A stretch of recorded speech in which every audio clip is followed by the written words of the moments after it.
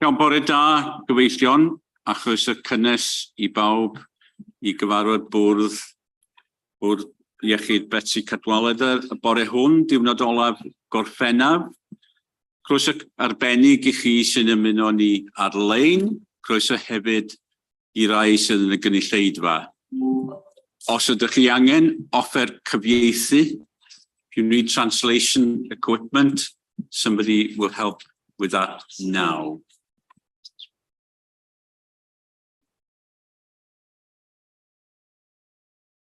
Felly, pawb sy'n angen offer cyfieithu wedi gael o. Do? Anybody else need translation equipment?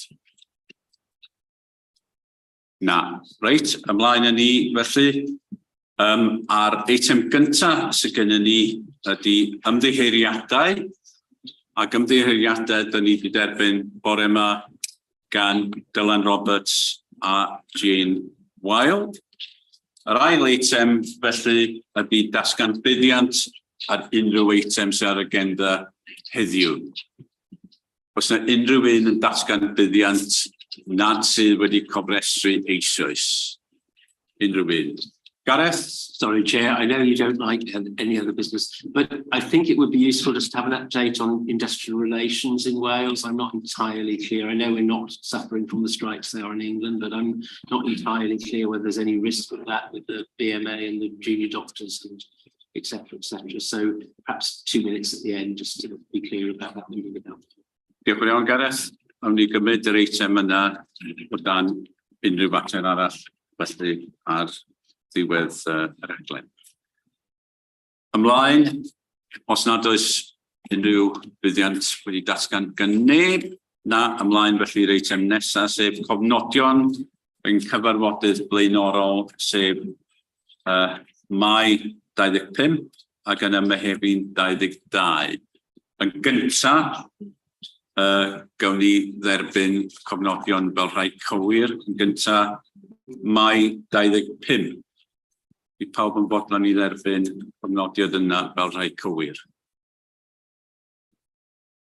Pawb yn hapus, diolch. Yna Mehefin yr ail ar 20 o cofnodion yna. Pawb yn hapus I dderbyn y cofnodion yna.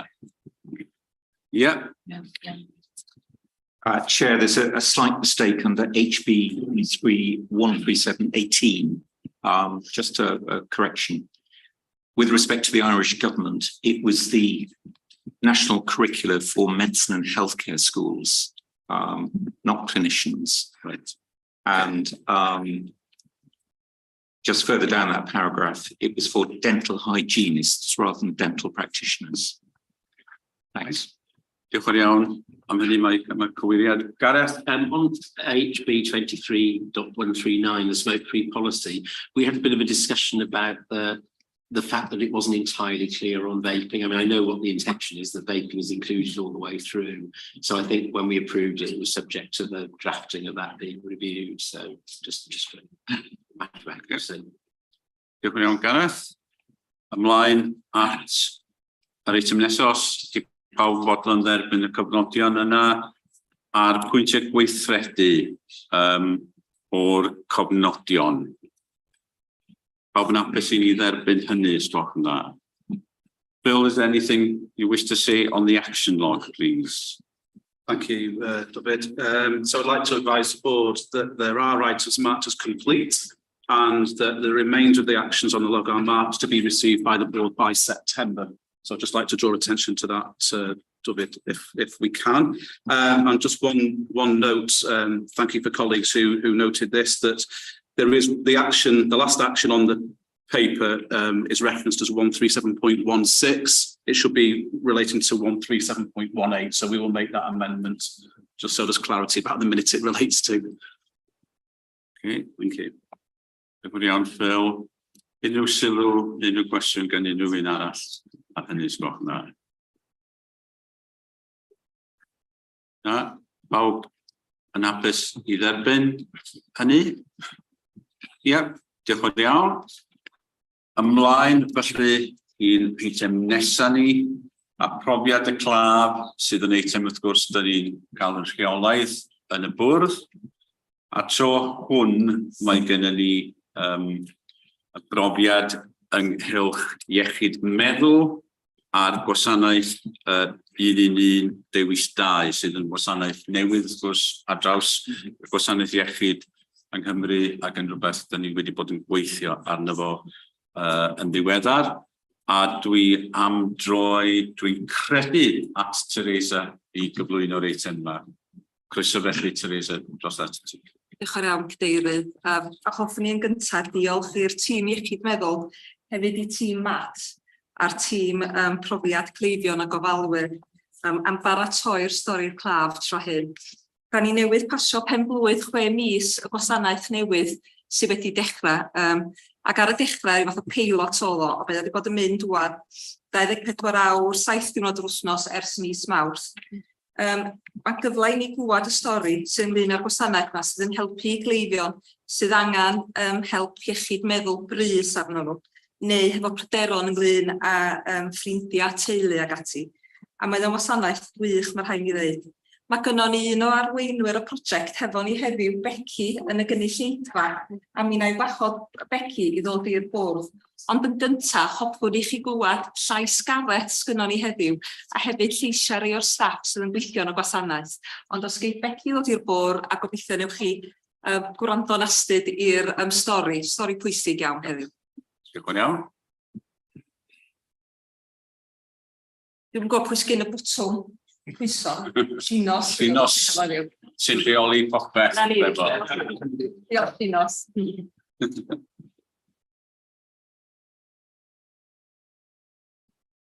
My name is Rebecca Sands. I'm the team manager over here in Number 1 Washington. In 2020, the oral call was commissioned by the Welsh Government. The findings were that the mental health system was too complex for the public to access. Referrals were often considered inappropriate and redirected. The public did not have access to mental health services outside of set hours, and around 60% of all mental health service contracts were attempted outside of those hours. The findings of this report were in line with a Healthy Wales, and within months, the proposal to the NHS 111 option 2 service was put forward. Funding agreed by the Welsh Government, and here we are. So the key aims of this service is to provide local care through a national number, improve the cause experience and outcomes, provide early intervention for mental health issues and information on options for self-care and support, provide navigation to local appropriate services and non-statutory support, reduce the demand and provide advice for our NLA, GP, police, colleagues, and make seamless referrals to specific mental health services if necessary in a timely manner.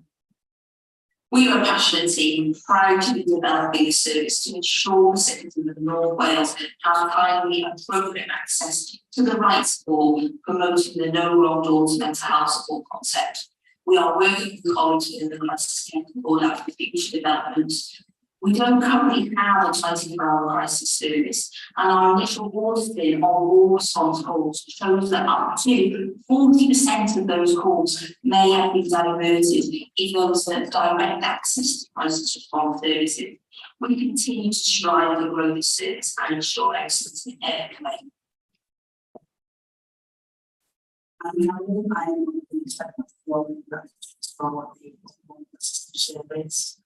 I want to listen to what practitioners looking forward to the job that we have moving forward. I think it would be nice to see the art of developing the service and it's supposed to carry on. Within the service we do a 3-hour assessment to look at the person's, needs, risks, and what we can support with. Within the role as well, we have a great experience for seeking ownership.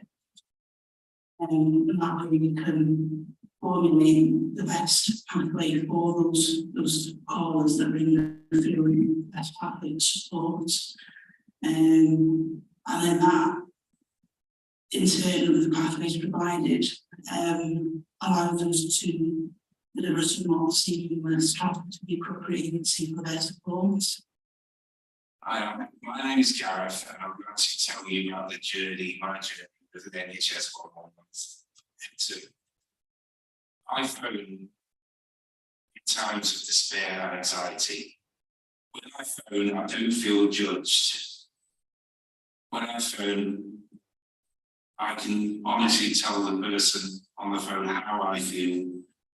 And I feel to get the benefits of this service, to be honest. Through my conversations I have with the call handling staff,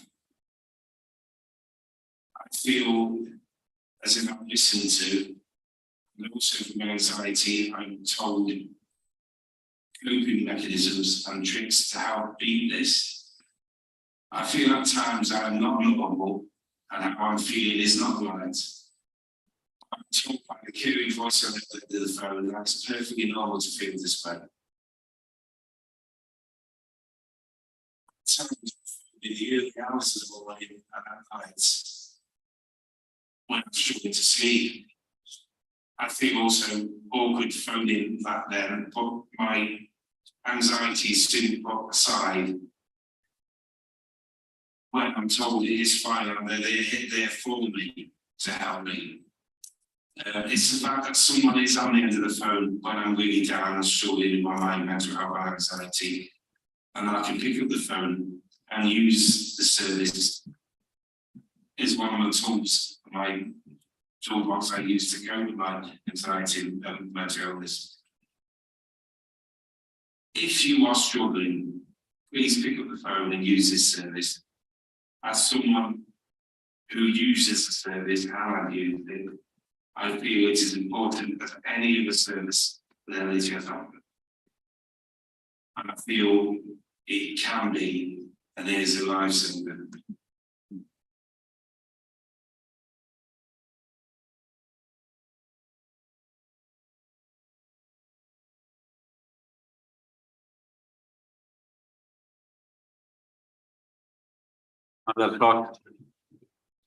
Diolch cadeirydd, a diolch I bawb am wrando. Os ga I ofyn I Becky ddod i'r bwrdd ac ofyn y gwestiynau.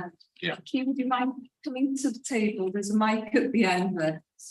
Becky's led the service, Chairman, with Dr. Anita Pierce and has got us up and running, not only in that pilot stage, but it's got us to 27 hours, 7 days a week. And I think Becky and the team should be very proud of their achievements. And Ian's with us in the audience as well, who's been leading the crisis work. Yeah. Mae'r gwaith yma'n rhan o gwaith crisis rhanbarthol Gogledd Cymru. Yeah. A da ni'n neud dipyn o gynnydd ar hyn o bryd, yn ddiolchgar iawn i'r tîm. Yeah.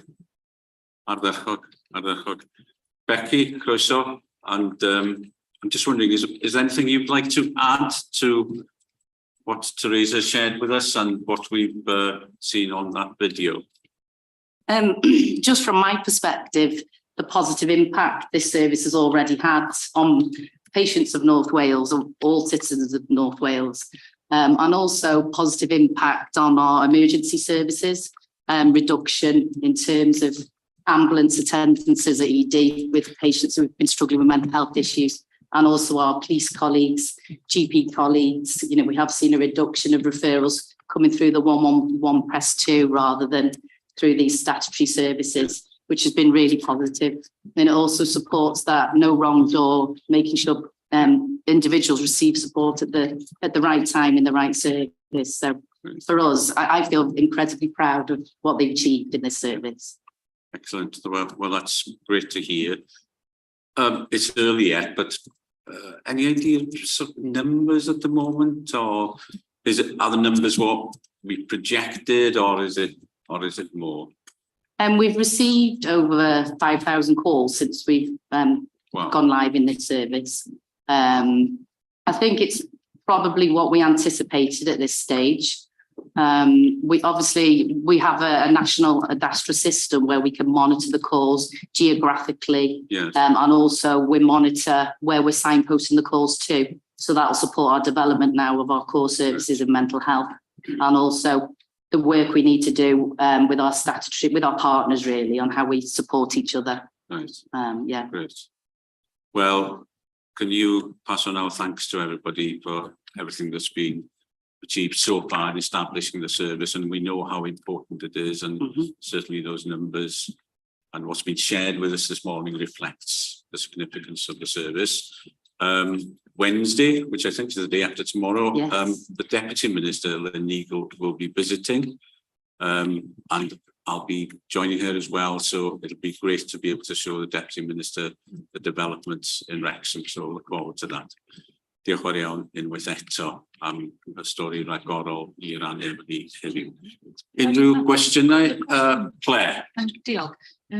Is the service available for under 18 as well, or is it just over 18? Yeah, it's all age. Fantastic. Yes. And then the second question was, how does it connect with the ICANN hubs? Because of course they're the kind of face-to-face coming off the street if you need help and support and advice. So have we got, I've kind of lost touch, have we got a really good network of ICANN now? Yeah, across North Wales? We have pathways into all third sector and statutory services.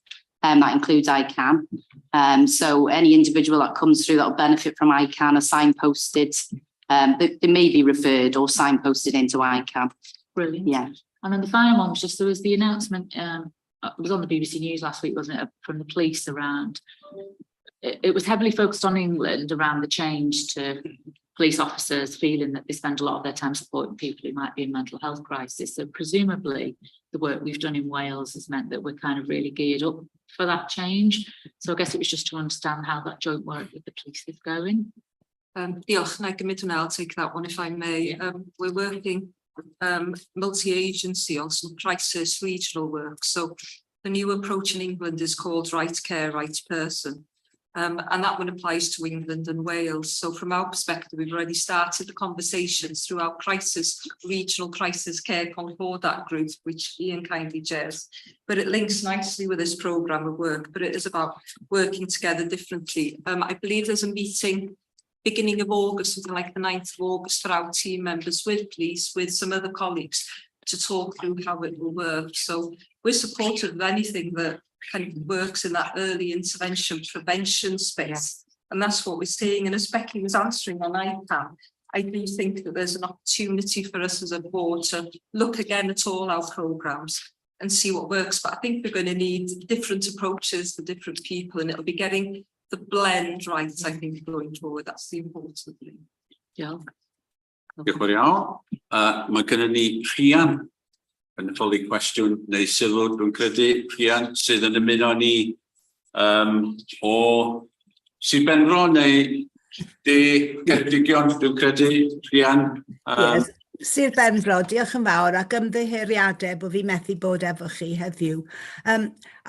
I did, in fact, put my hand back down because Claire made the point that I was going to make about how the context of possibly the police taking less part in assisting with mental health crises. So I think it's already been covered, but I think, so it's good that we're ahead of the curve, as it were, on that, but we may in the future need to be thinking about expanding the service or providing sort of similar provision in a slightly different way. So thank you very much. Diolch yn fawr. Diolch yn iawn, Rhian.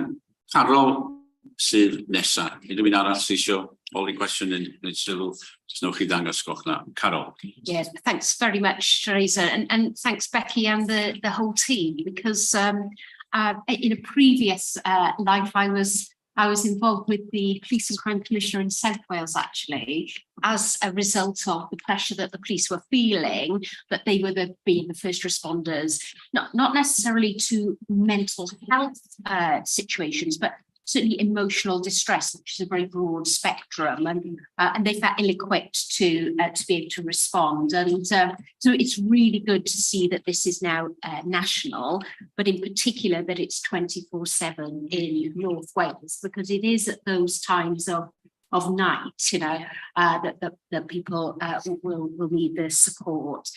My question really was about staff support. So it's a pretty tough job, I can imagine, being at the end of the phone for people who are facing difficulties. So what preparation and support are we giving to staff for that role, Becky? Yeah, so it's quite vast really in this service, as we do with all our core services, but there's a very in-depth induction package, training package for the staff. The wellbeing practitioners are non-registrant staff, supported very closely by registrants. they have peer support. We've got psychological therapy support.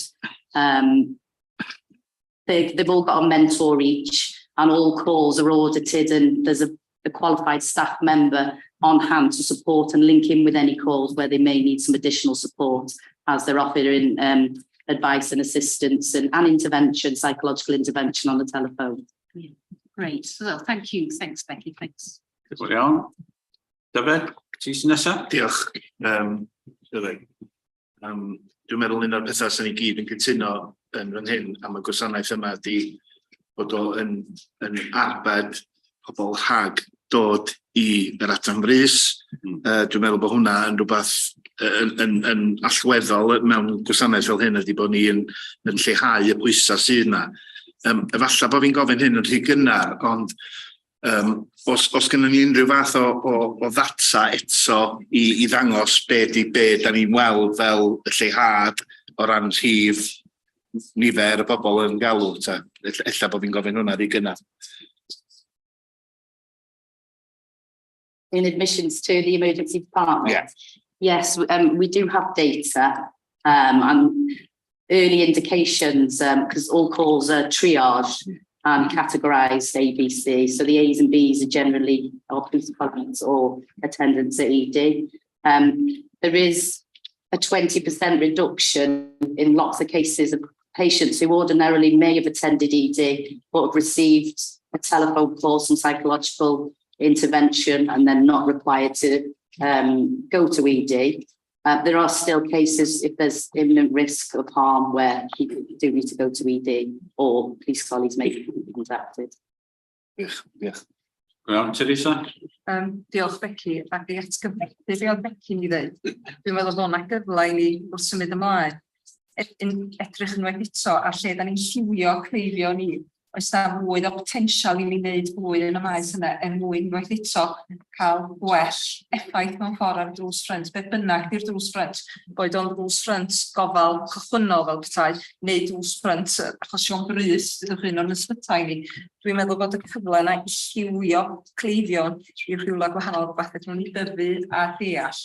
O ran y data yn arbennig, wrth gwrs mae data Becky ar tîm yn bwydo fewn i data cenedlaethol hefyd. Wedyn mi fyddan ni'n dysgu, nid yn unig yn lleol, ond yn genedlaethol beth sy'n gwella ac yn cael effaith positif mewn ffordd. Wedyn, mewn rhyw sy'n ni'n 6 mis arall ar ôl i flwyddyn, gyda ni data lleol cryf, gyda ni data cenedlaethol cryf, a gobeithio hefo'i gilydd byddan ni'n gallu gwneud cynnydd oherwydd hynny sy'n ni'n dweud. Diolch yn iawn, ac pwynt yna'n bwysig dwi'n meddwl bod ni'n rhoi amser ddigonol i'r gwasanaeth cyn i ni ddod i unrhyw gasgliadau. Ond dwi'n tybio bydd y gwasanaeth ma'n tyfu ac yn datblygu oherwydd y gofyn. Dwi'n meddwl bod ni gyd yn wybodol o'r angen. Dwi'n tybio bydd y gwasanaeth yn datblygu. Ond gadewch i ni rhoi digon o amser a beth i roi gormod o bwysau ar data yn y bryd, ond ar amser iawn. Unrhyw un arall eisiau holi cwestiwn neu unrhyw sylw? Os nad oes, gofyn ni ddiolch yn fawr unwaith eto. Diolch am ddod ato ni bore yma a rhannu profiadau yma, ac i ni ddiolch i rai sydd wedi cyflwyno'u profiadau nhw hefyd i ni bore yma, sydd wedi bod mor werthfawr i ni. A dyn ni'n dymuno'n dda iawn ac yn edrych ymlaen at gweld chi hefyd dydd Mercher efo diwrnod. Diolch iawn unwaith eto. Reit, ymlaen â ni felly at yr eitem nesaf ar ein agenda, sef eitem 1.6 ac adroddiad y cadeirydd, ac yna adroddiad y prif weithredydd Wraig. Mae yna gopi wrth gwrs o'r adroddiadau efo pawb, dwi ddim am ddarllen trwy adroddiad i, ond ddim ond pwysleisio un neu ddau o bethau mae'n werth nodi.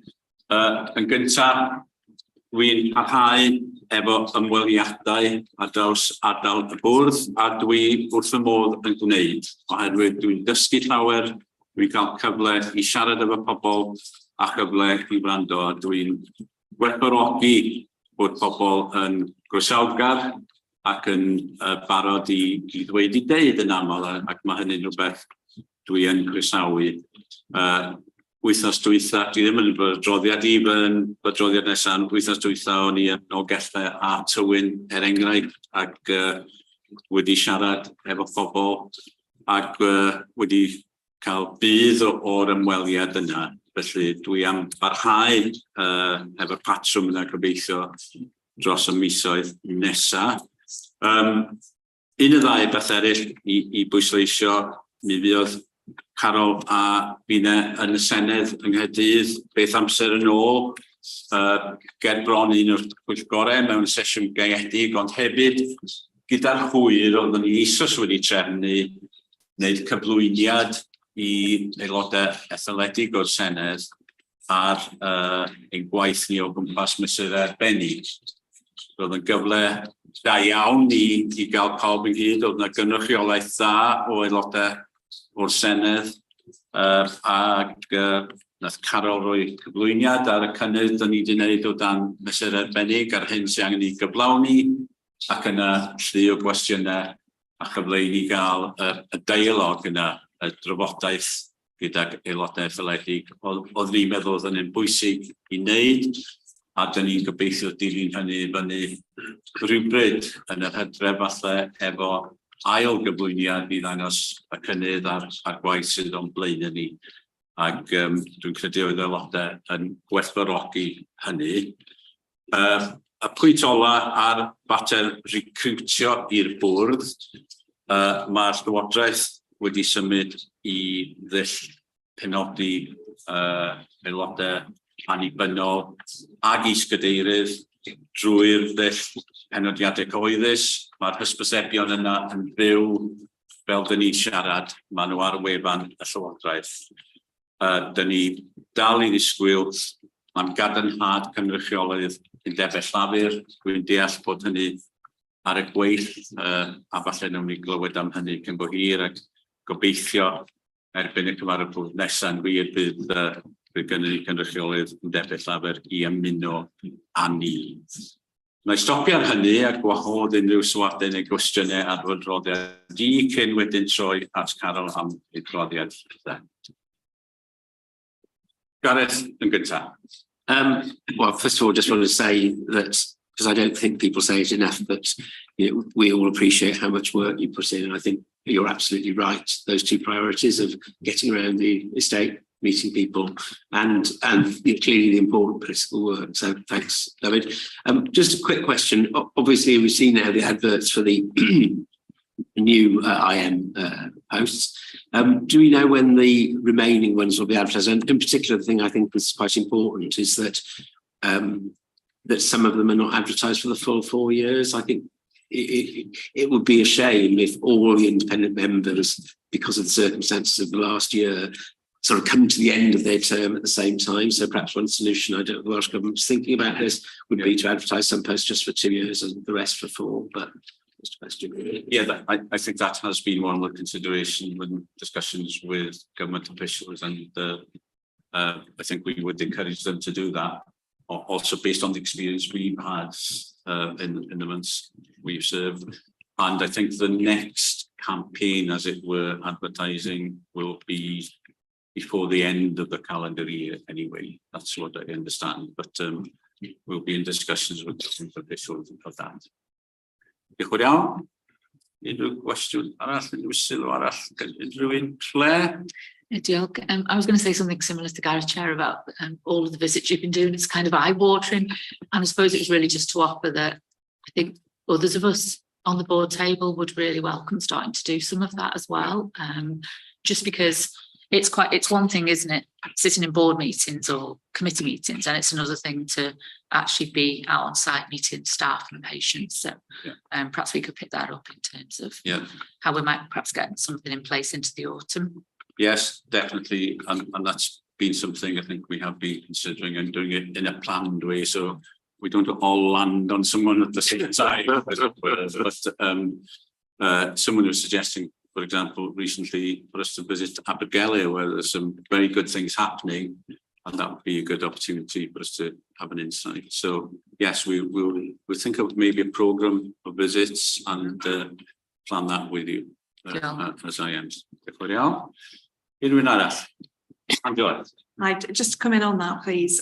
We've been working with the patient experience team. There used to be a programme of visits, and we're just refreshing that at the moment with a proposal going to be coming around how we're going to be doing it and the way it's going to be managed. So that will be, that is in the pipeline already. Okay, great. Diolch yn fawr iawn. Mike. Gotcha. Just to say thank you to you and Carol for attending the GMC visit in connection with the North Wales Medical School approval. We gained that approval. They did comment on the closeness of the relationship between the project team across both Bangor University and Betsy Cadwallader. It appears in the written summary we received, so a big thank you. We will be recruiting our first medical students for the North Wales Medical School in September 2024. So just a big thank you. I know it's in your report as well. Thank you very much, Joel and Fath. Diolch yn fawr iawn, Mike. Yes, and it was a pleasure to be there and be part of that day. And I was quite pleased also this morning listening to the news headlines, which is not something you can say often. But Radio Cymru this morning, 7 o'clock, there was the story about the medical school and recruiting for students to start in, well, just over 12 months' time. So that brought it alive, really, and fantastic development. Really excited about that. So, thank you. Unrhyw arall yn y gwestiwn y sylw?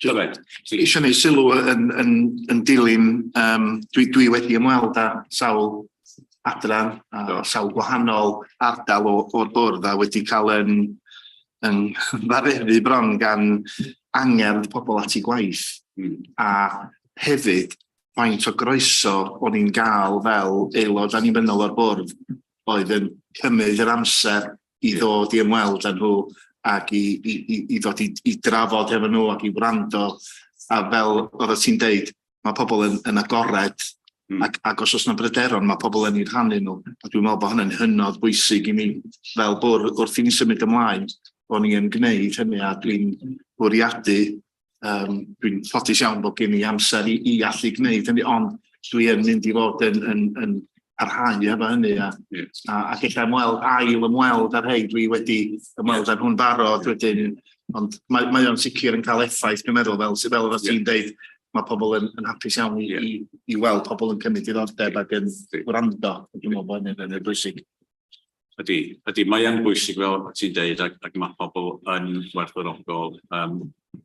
Y gwir ydy tra bod ni'n eistedd mewn cyfarfod y bwrdd heddiw sydd wrth gwrs yn bwysig iawn ond mae'n staff ni wrthi yn gyfalu am gleifion. A mae'n bwysig bod ni'n cydnabod hynny ac un ffordd o'i gefnogi ydy ymweld a dysgu a gwrando. Felly diolch yn pwynt yna. Os nad oes difyd arall, dyn ni hapus i dderbyn y droddiad yna yn enw cadeirydd, sgwch yna, pawb yna. Diolch yn fawr iawn. Ymlaen i'r eitem nesaf, felly 1.7 ag adroddiad Carol fel prif gweithredydd. Carol. Thanks very much indeed. I think there's a bit of a theme here. I'm starting my report with the service visits that I've undertaken and I absolutely concur with the comments that have been made. They're really energising visits. Hearing all sorts of different perspectives on what's going well, what's challenging, etc. But really the key impression that I've been gaining from every single visit is the motivation of staff, our managers, our clinical leaders to improve services. So really very energising indeed.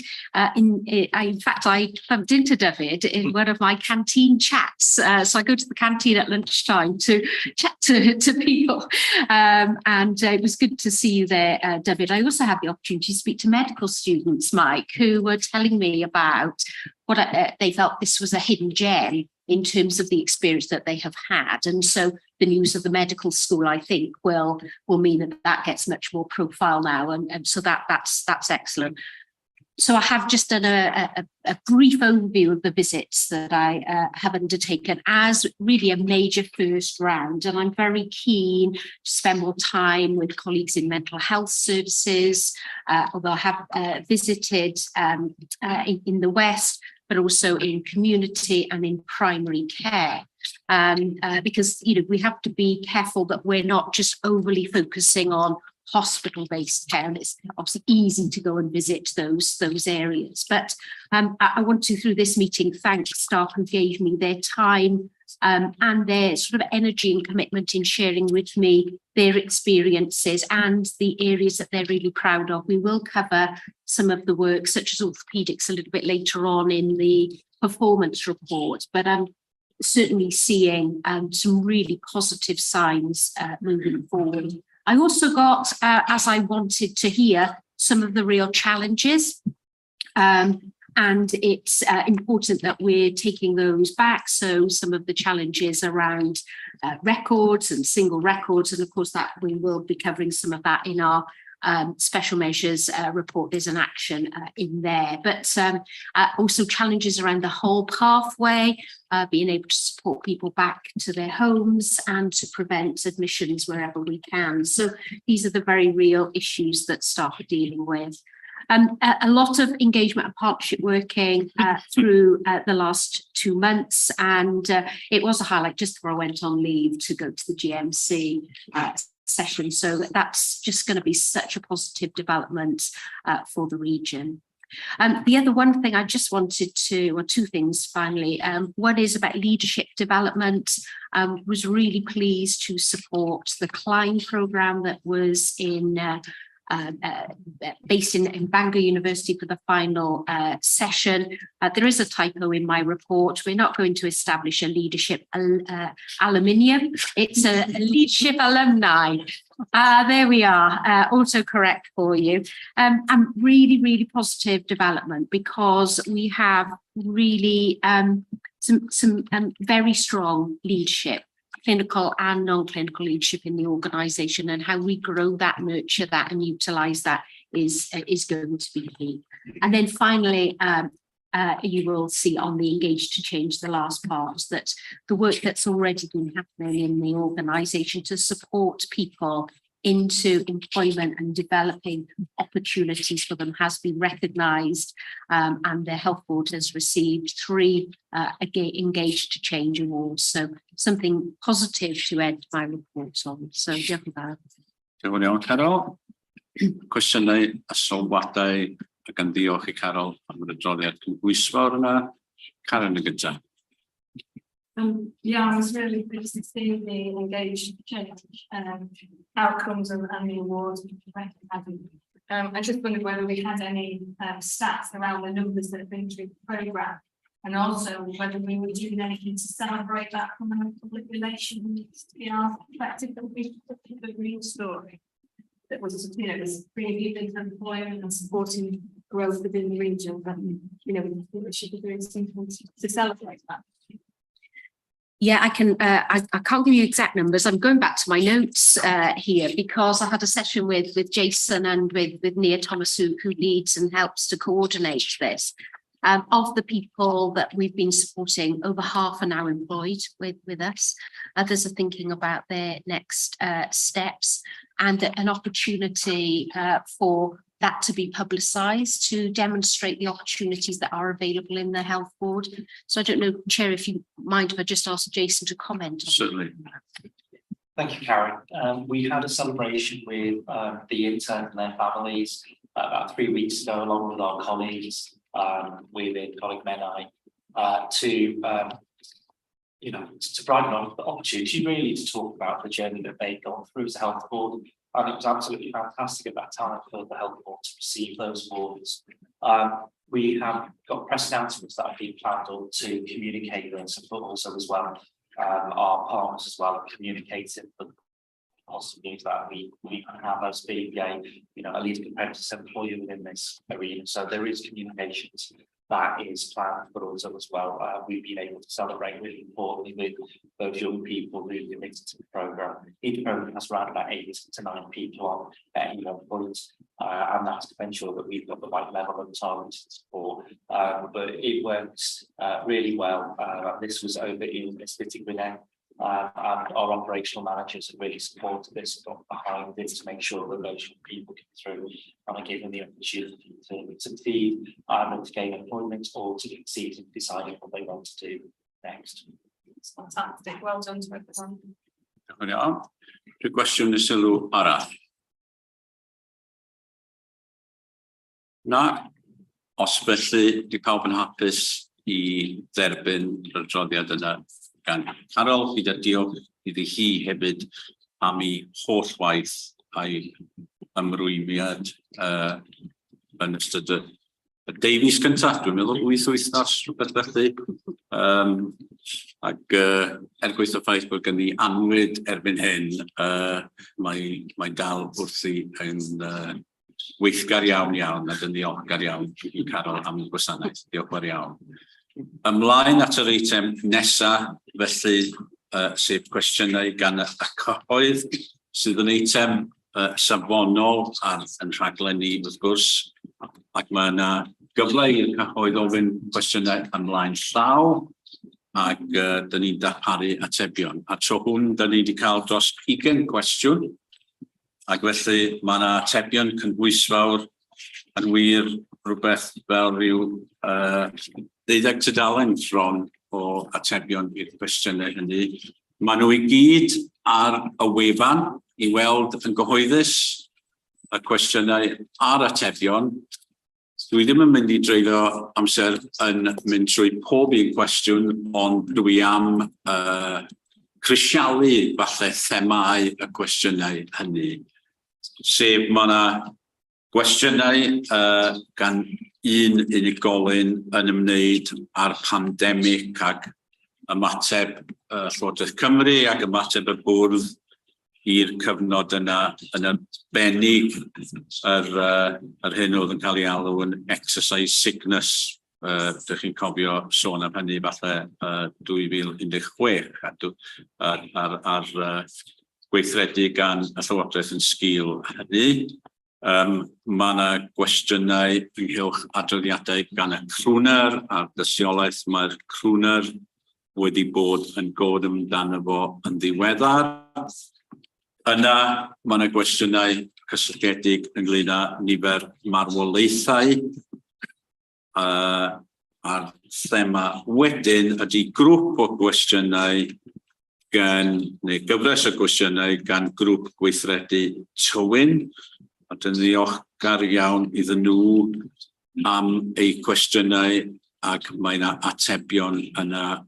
Ac wrth gwrs, un peth sydd yn cael ei dalynellu ydy'r ailagor yr adran man anafiadau yn Hywyn yn ddiweddar, ac oeddwn ni'n falch iawn o fod yna ar y diwrnod oedd yn cael ei ailagor. Ei ailagor yn dawel fel petai mwyn rhoi cyfle iddo fo ail sefydlu, a dwi'n siŵr bydd hi'n brysur iawn yna. A ni hefyd yn falch o glywed am y datblygiadau a'r bwriad I gynnig ystod y wasanaethau yn yr ardal, ac manteisio gobeithio ar y cyfle sydd yna I edrych ar y ffordd mae gwasanaethau iechyd yn cael ei darparu yn yr ardal yna o Sir Beirionnydd. Fel dwi'n deud, mae'r cwestiynau a'r atebion, mae pob aelod o'r bwrdd wedi gallu darllen ac maen nhw ar gael yn gyhoeddus ar y wefan. Gai bwysleisio hefyd I chi sydd am wybodaeth am ein weithredu ni fel bwrdd, dyn ni'n wrth gwrs yn gefnogol iawn yn bod ni'n rhannu unrhyw wybodaeth gyda'r cyhoedd. Fel dwi'n deud bob amser, does dim rhaid aros nes cyfarfod bwrdd os ydych chi am holi unrhyw gwestiwn. Mae rhai pobl yn cysylltu efo ni'n uniongyrchol. Mae yna gyfle I wneud yna unrhyw ddiwrnod, unrhyw wythnos, mae wybodaeth sydd wedi cysylltu ar ein gwefan ni, mae cyfeiriadau e-bost Prifweithredwr a fi'n fel cadeirydd ar gael, ac mae croeso chi ddanfon cwestiynau. Fyswn i'n deud, gam ymhellach na hynny, os oes gennych chi destunau efo lot fawr o gwestiynau, os ydych chi'n dymuno cael cyfarfod i drafod, byddwn ni'n fwy na hapus i wneud hynny. A falle bydde hynny'n yn well ac yn fwy effeithiol nag e-byst yn mynd yn ôl ac ymlaen. Ond mae'r cynnig yna beth bynnag i rai sy'n dymuno manteisio ar hynny. Yn y cyfamser, wedi i ni dderbyn yr atebion heddiw, byddwn ni'n danfon yr atebion yn unigyrchol at y rhai sydd wedi holi cwestiynau. Felly dyna di'r adran cwestiynau gan eich cyhoedd. Ydy pawb yn hapus i dderbyn yr cwestiynau ar atebion, ac yna fel dwi'n dweud, maen nhw ar gael yn gyhoeddus ac yr sawl sydd wedi gofyn y cwestiwn yn mynd i dderbyn yr atebion yn unigyrchol hefyd. Pawb yn hapus efo hynny, diolch yn fawr iawn.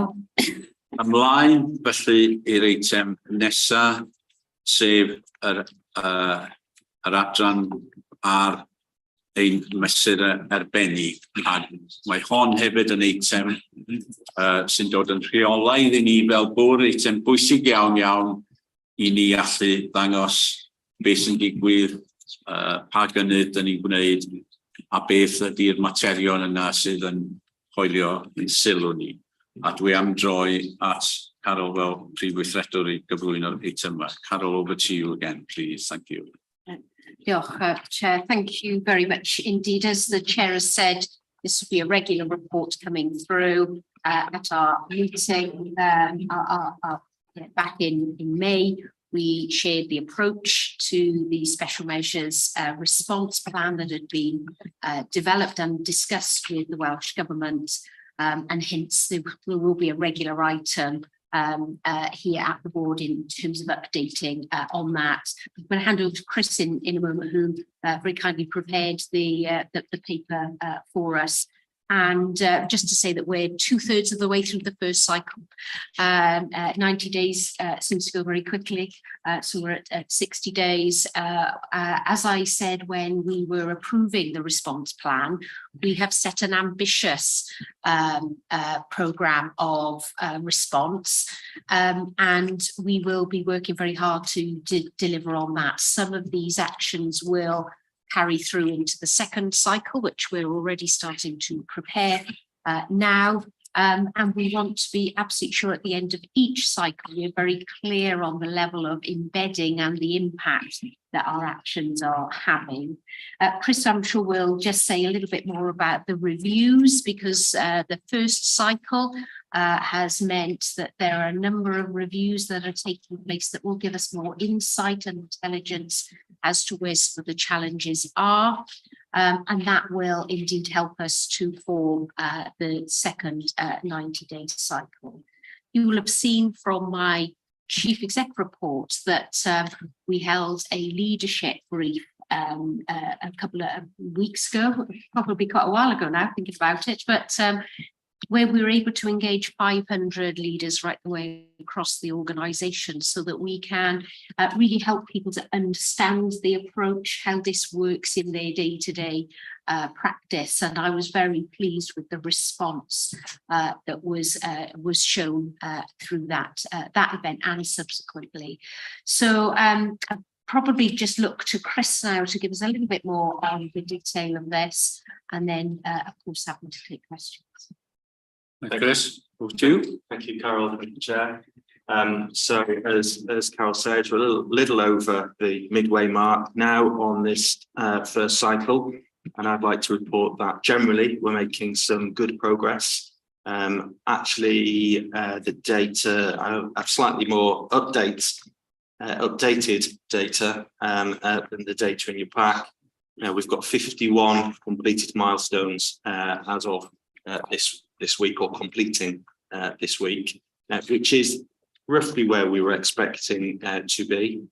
There are some areas where we're a little further behind than we had anticipated, but those mostly relate to delays in some of the external reviews reporting. And clearly it's difficult to move to the next step of an external review until you actually have the review. Having said that, many of those have arrived in the organisation over the course of the last week or so, and so I'm confident that on most of those areas we will be able to make up that lost time. There are a lot of external reviews competing for time in this first 90-day cycle. We have 9 external reviews. There were originally going to be 10, but the 10th will not feature as part of cycle 1. And as I say, most of those have been received, at least in draft format, for correction into the organisation now, and so we're moving forward in terms of the next steps across all of those. We're beginning to see some clear, tangible green shoots emerge as a consequence of cycle 1. I do have one correction to make on that page in the slide pack. On the first one, there is a single but important word missing in terms of the planned care 156-week waiters. It should say that there are the 156-week waiters without their first appointment having been booked has now reduced by 21%. And that's a direct consequence of cycle 1. And as you may recall, our commitment was to have eradicated those 156-week waits by the end of cycle 1 in terms of having an appointment booked, and we will have done that. And moving forwards, we've adopted the Good Governance Institute 3 lines of defence for our assurance reporting, and that is progressing well. As I've alluded to, there's an awful lot of work going on in the engine room now in terms of what do the reviews say and how do we move forward against many of those recommendations. And that features very well in terms of moving into the second cycle, which is what we're also spending a lot of time thinking about now. How do we move from the first into the second cycle seamlessly? You'll see in the pack an appendix which runs through very briefly each of the deliverables. There'll be a more tabulated view come to the next board, which has RAG ratings on that. It isn't here today because it needs to work through our committee structure, but that I think will have been to all committees or almost all committees before we next meet as a board. I think I'll stop there, but happy to pick up any questions. Chris, and it's worth noting that I think most of us present today were part of the meeting with the Minister recently, where the progress was presented, and I think it's a better reflection of the discussions with the Minister that she was encouraged by the progress and obviously was looking for us to continue on the road with that progress. So that was good, and we will welcome her support. Any questions from anybody on that item, please? Special measures.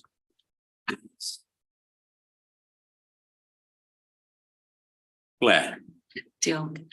First, I just wanted to thank Chris really for the formatting of the report. I find the presentation style really good, simple to understand. Lots of key highlights for each section, just all on one page. So it feels it's the right level for us as well in terms of giving us the kind of strategic oversight. And maybe it's a detailed question that perhaps I don't know if you can answer it, but I was intrigued. I'm intrigued by the really big challenges in orthodontics, and it does come through in a few items on today's agenda. So the 156 waiters, things are progressing really well, except for orthodontics. And so in my experience, when somebody has a problem with their teeth, it usually needs something quite rapid in terms of a response. It's not kind of something that you can kind of plan for into the future. So why is orthodontics so challenging? Is it something about how the contracts are set with dentists in Wales? Because there are lots of private dentists in the region, and lots of dentists are becoming private dentists who were NHS dentists. So I've noticed we're doing a big campaign around some overseas recruitment, but is there just something fundamental about the way the contracts are set up in Wales that makes this a challenge? I can't see what the solution needs to be. I won't be able to answer all of that question today. But in terms of orthodontics or the numbers and references to orthodontics here, these references are to specialist orthodontics, the really complex orthodontics, not the comparatively simple orthodontics, which actually is often not provided on NHS anymore. So these are specialist orthodontic providers, and they have a separate contract to the normal dental contract. There has, for as many years as I can think, been a shortfall in terms of orthodontic providers in North Wales. I can't tell you today specifically where we are in terms of,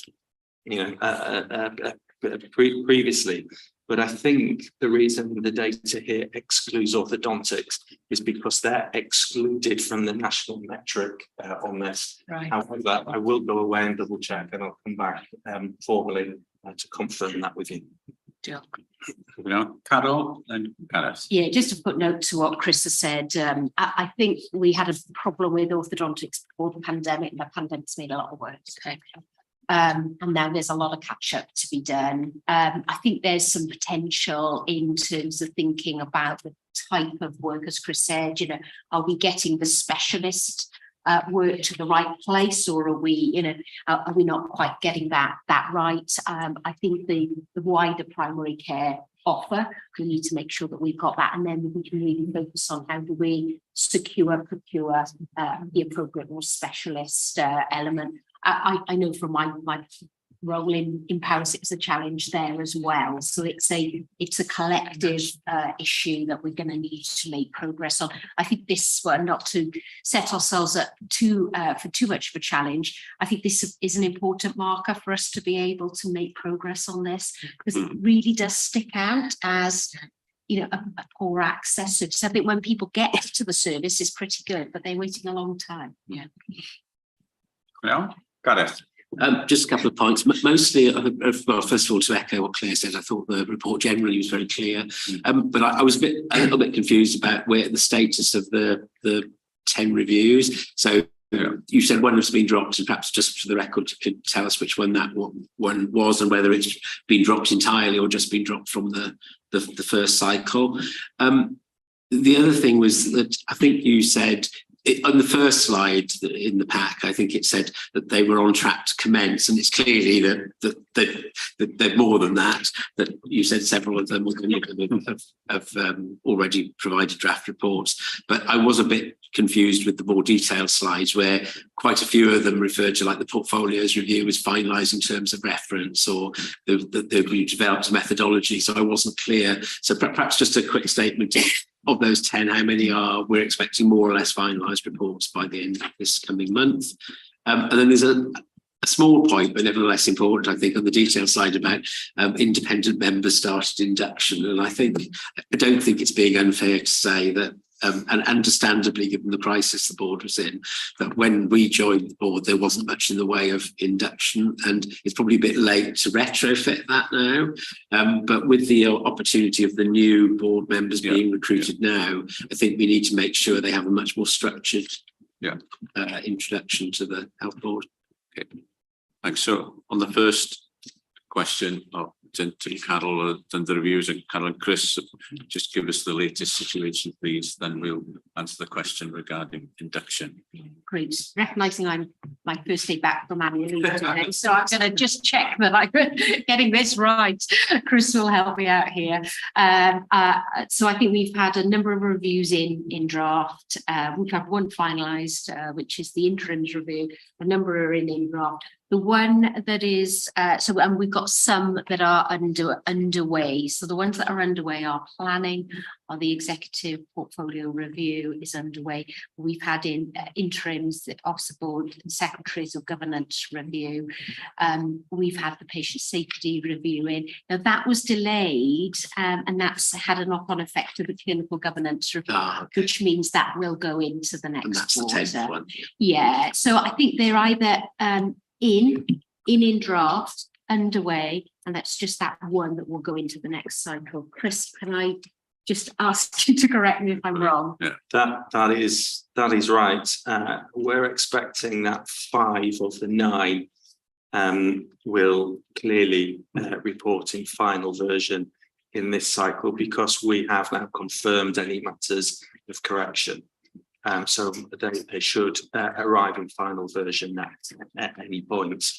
The clinical governance systems one won't start this cycle, and the remaining reviews have all started, but will not have commenced by the end of the cycle. That's great, thank you. May I come back just on one thing, and that's that some people asked me, will we be publishing the findings? And so hence to stress the status of this report and being clear that people will be able to see the findings and the recommendations once they've been through all of the relevant committees. Phil, do you want to say something about induction, the matter that Gareth raised? Yeah, thank you very much, Gareth. Yes, I absolutely recognise that there's a very functional induction link for the IMs at the moment, and that the focus of this special measures work is we've been garnering the best practice across the health boards in Wales and other agencies in Wales, putting together a kind of a menu of what really a good induction pack looks like. And to your point, I think it does need to choreograph with not just with you're here now, but also with the arrival of new independent members. So thank you for raising that. I recognise the issue. Diolch yn iawn. Unrhyw sylw, unrhyw gwestiwn arall ar yr adroddiad yma, adroddiad mesur arbennig, sydd adroddiad pwysig iawn i ni wrth gwrs. Claire, efo cwestiwn arall. Da iawn, Claire. Sorry, I should have said this earlier, but it was. I think it does need to be said that it's just fantastic to see that we've had no never events. Having been an associate member in the past and seen some of the reporting that's come to board, so I really welcome that. It's really great progress, well done. And also the improvement in orthopaedics, not for now really because we're in the board meeting, but I'd really like to understand a bit more about the pilot we've been undertaking in Wrexham. Really, it's to get the number of days people in hospital down from 4.1 to 2.3. It's fantastic, and if we can roll that kind of practice out right across the region and in other specialties, that would be brilliant. So perhaps for another time, maybe it's in a board away session, just to understand what's changed, what we're doing differently, and how we think that's applicable elsewhere.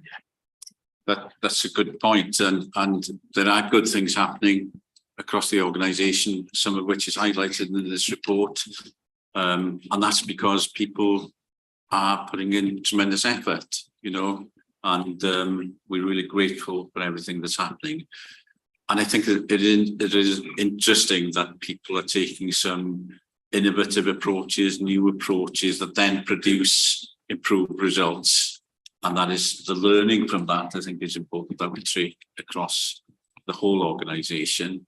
And that's something I think would be interesting for us to hear as well, as you say. So we're really grateful for the progress that has been made. And if I can encourage us as a board to say thank you to everyone, but also let's sustain it. Let's sustain that improvement so that we're building on it as we progress. So, diolch yn iawn. Rhian, ti sy'n dod mewn eto? Sorry, dwi'n gweiddi fel bod ti'n beth ond ti ddim yn beth bod ond ti'n clywed mi'n iawn. Yeah, thank you very much. Yeah, just briefly, I just wanted to to reinforce really what's just been said. There's startling signs of progress being made, and that is really good news. It's the matter of maintaining that momentum and not suffering special measures fatigue, I think, is going to be quite important to keep everything going.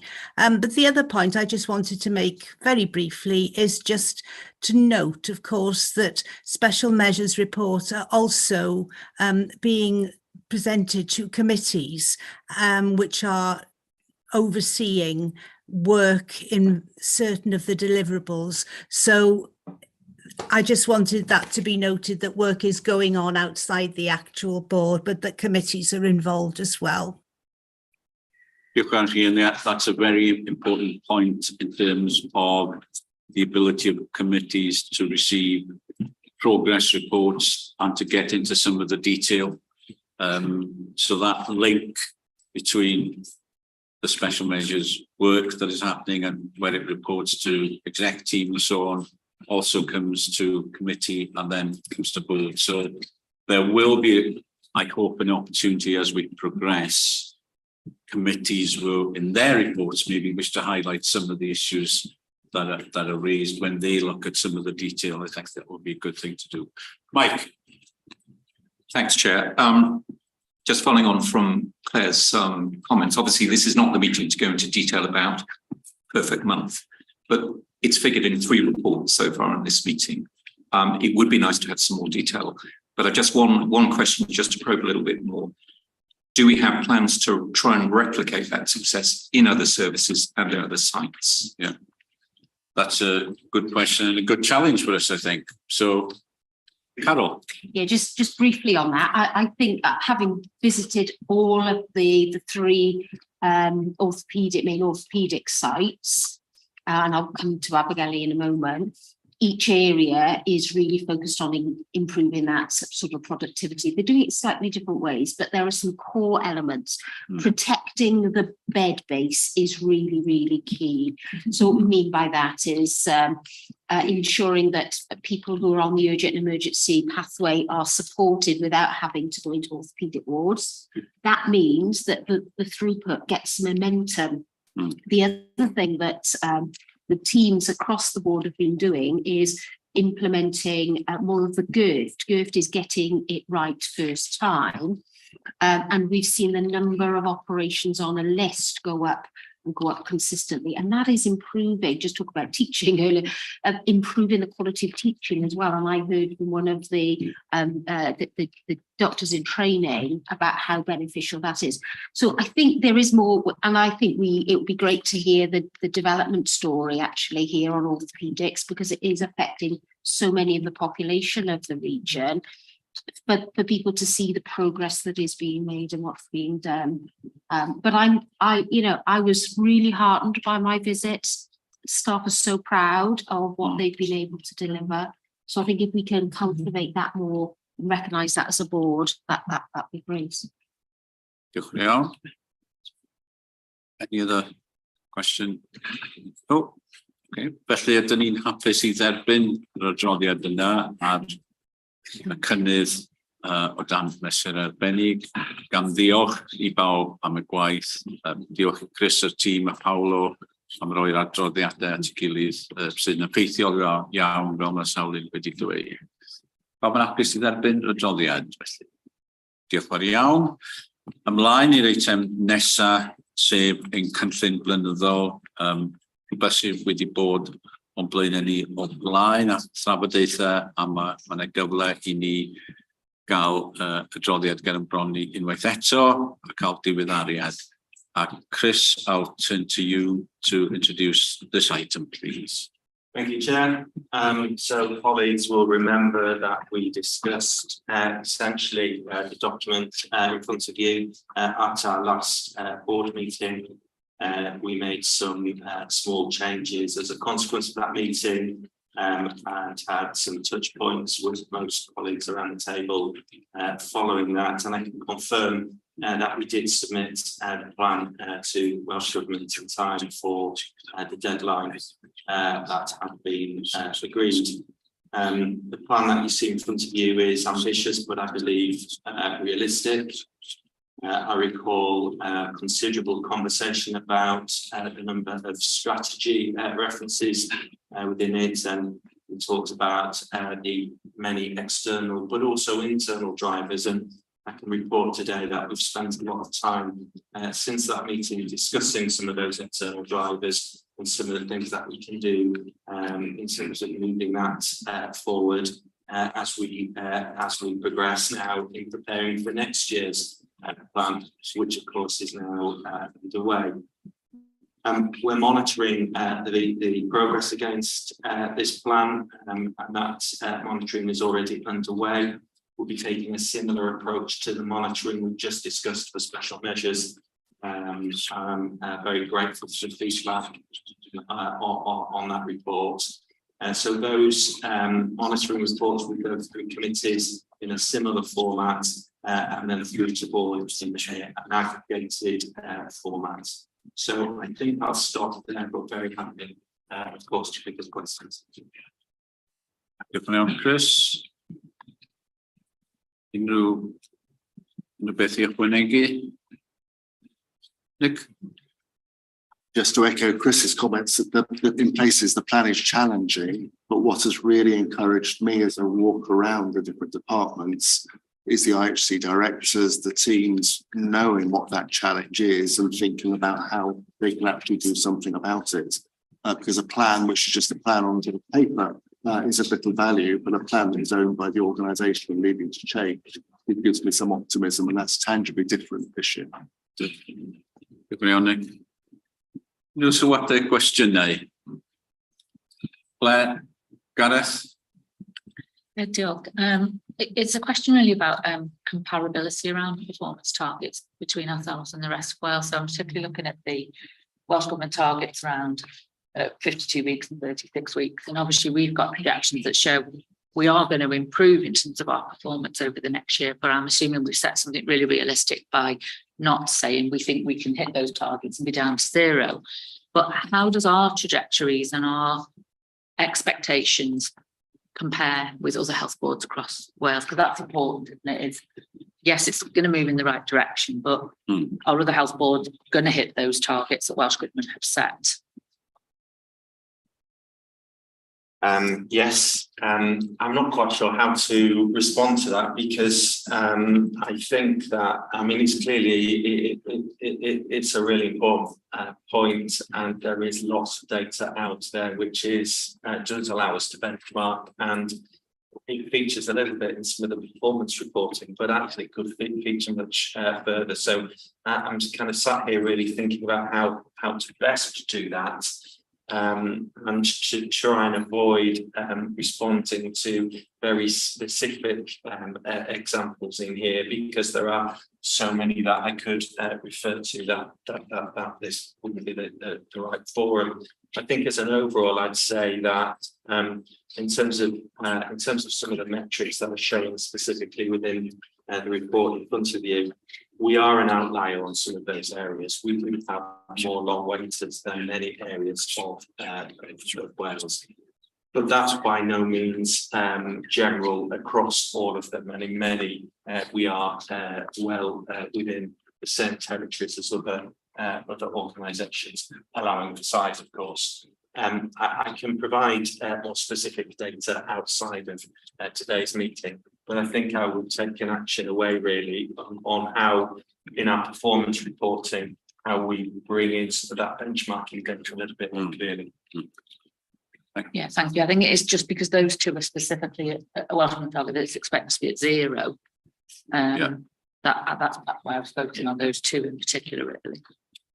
Thanks for that. There is quite a big grid available with the data of every health board in every situation. I know that because the minister carries it around with her, and she helpfully refers to it when she has meetings with me. So that is available, and I think I shared something similar to that some time ago, which was quite interesting. Actually, put this in the context.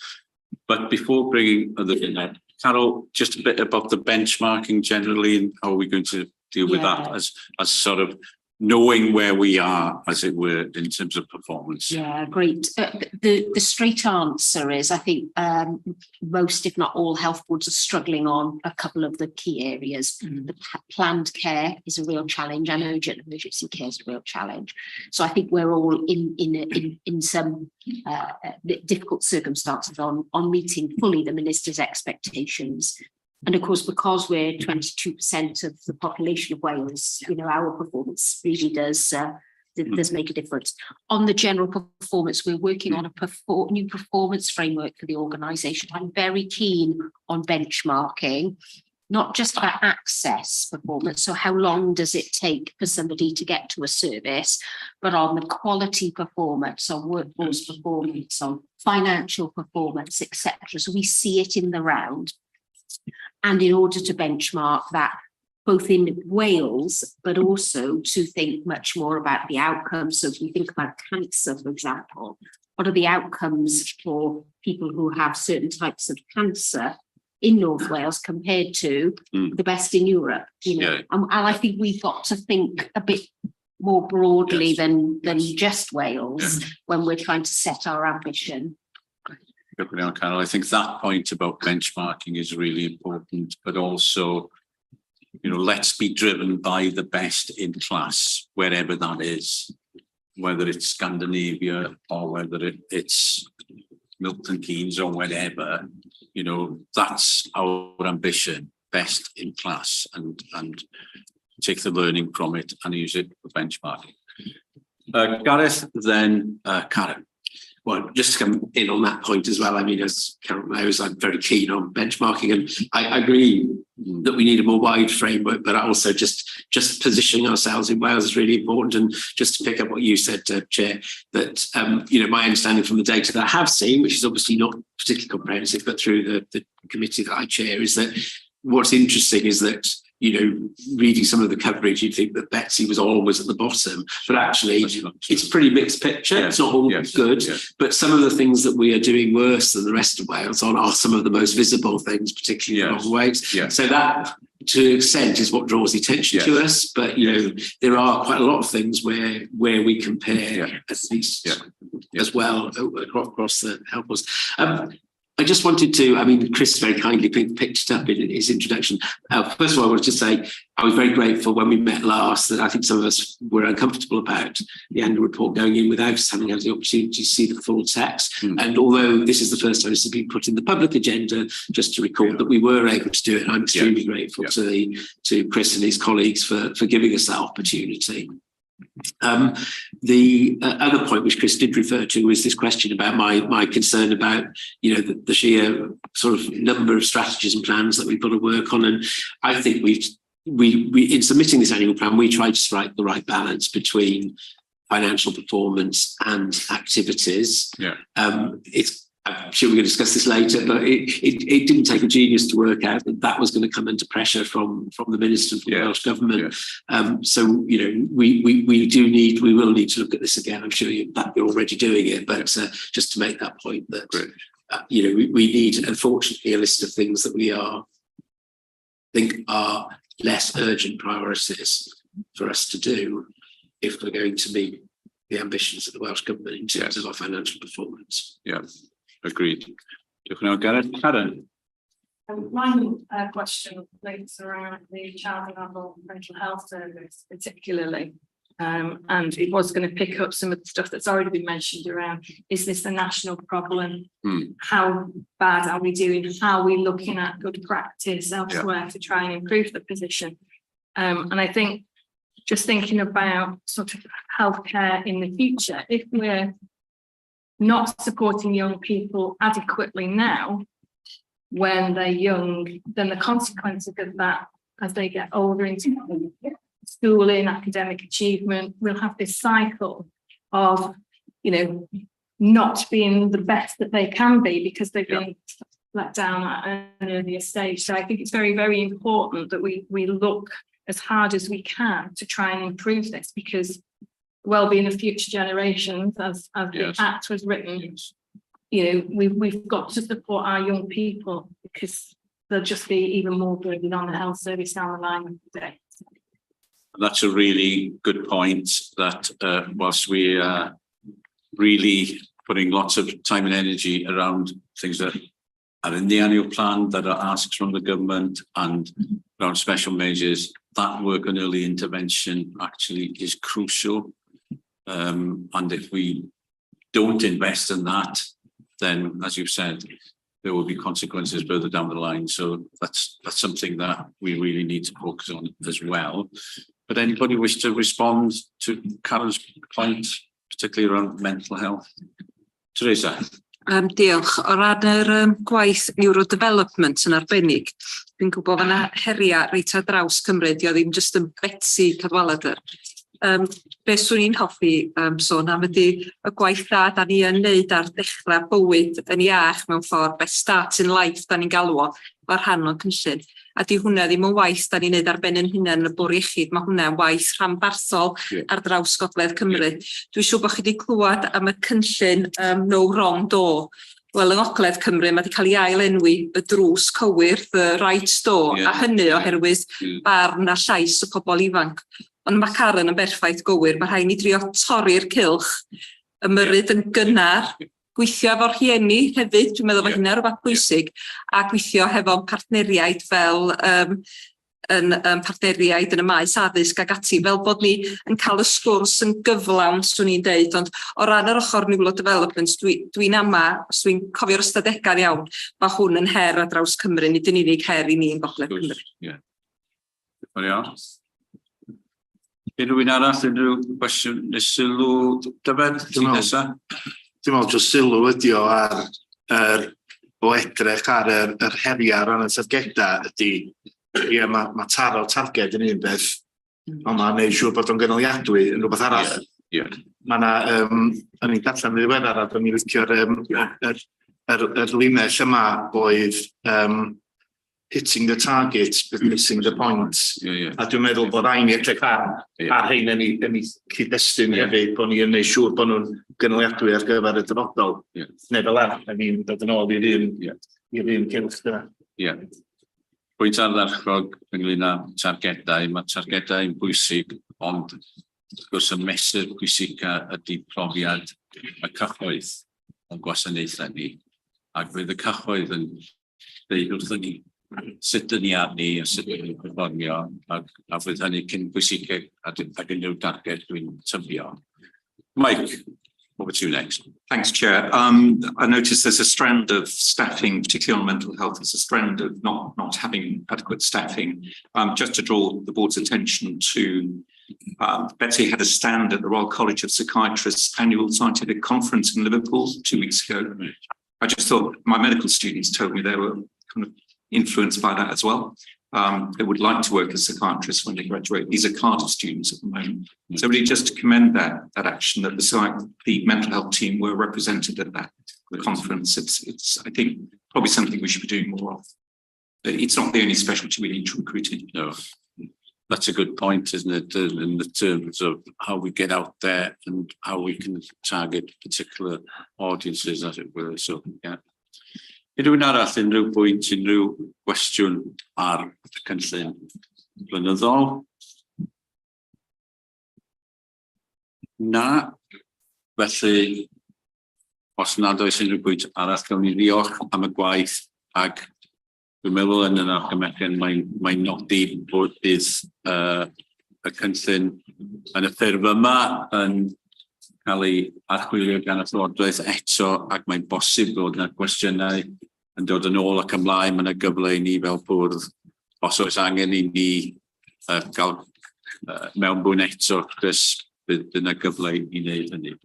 Ond fel arall ydy pawb yn hapus i dderbyn yr adroddiad yna, gan ddiolch unwaith eto am y gwaith bwysig. Pawb yn hapus? Diolch fawr iawn.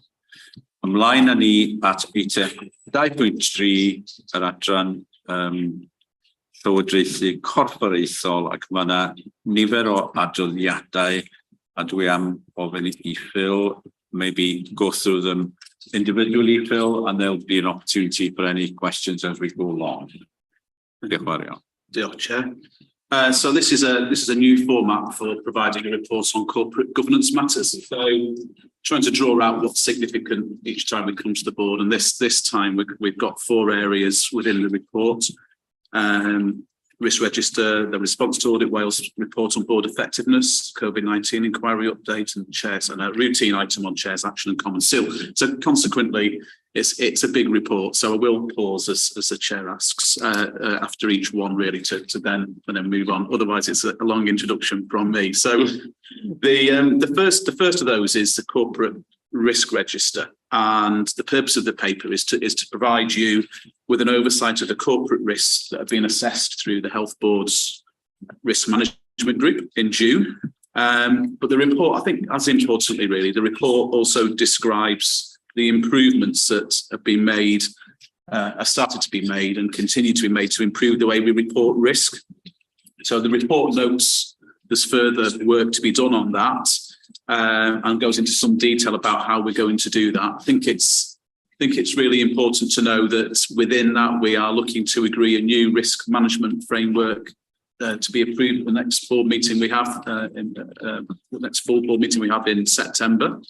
So there's a lot of work for us all to do as a board around risk management to gain agreement. Actually, it's some of the basic things that we want to establish together as a relatively new board. So I think that's how I'd introduce the paper. I know that you've had a chance to read it and contribute to it. So thank you for that. Diolch yn fawr. Unrhyw cwestiynau, I'll bring Carolyn first, then Claire, and as Phil said, this was shared and people did contribute to it and raise questions before bringing it to board in this format. So that was really helpful. But Carol to begin with, then Claire, then Gareth. Yeah, thanks very much. I just want to underline the commitment and the impending deadline, actually, of getting that risk management framework done. We really can't have a position, I think I've shared this before, my perspective on this, where we've got, upwards of 50 odd corporate risks. We really need to be able to, at this board level, be very clear about where the big risks are and how we are mitigating those. I think, of course, people risk manage on a day-to-day basis in clinical practice all of the time. But I think if we can make some of our systems and processes more streamlined and simplified, they were some of the messages that I heard when I was out and about. I think this is a great opportunity to do that, so that we start to demystify this for people in the organisation.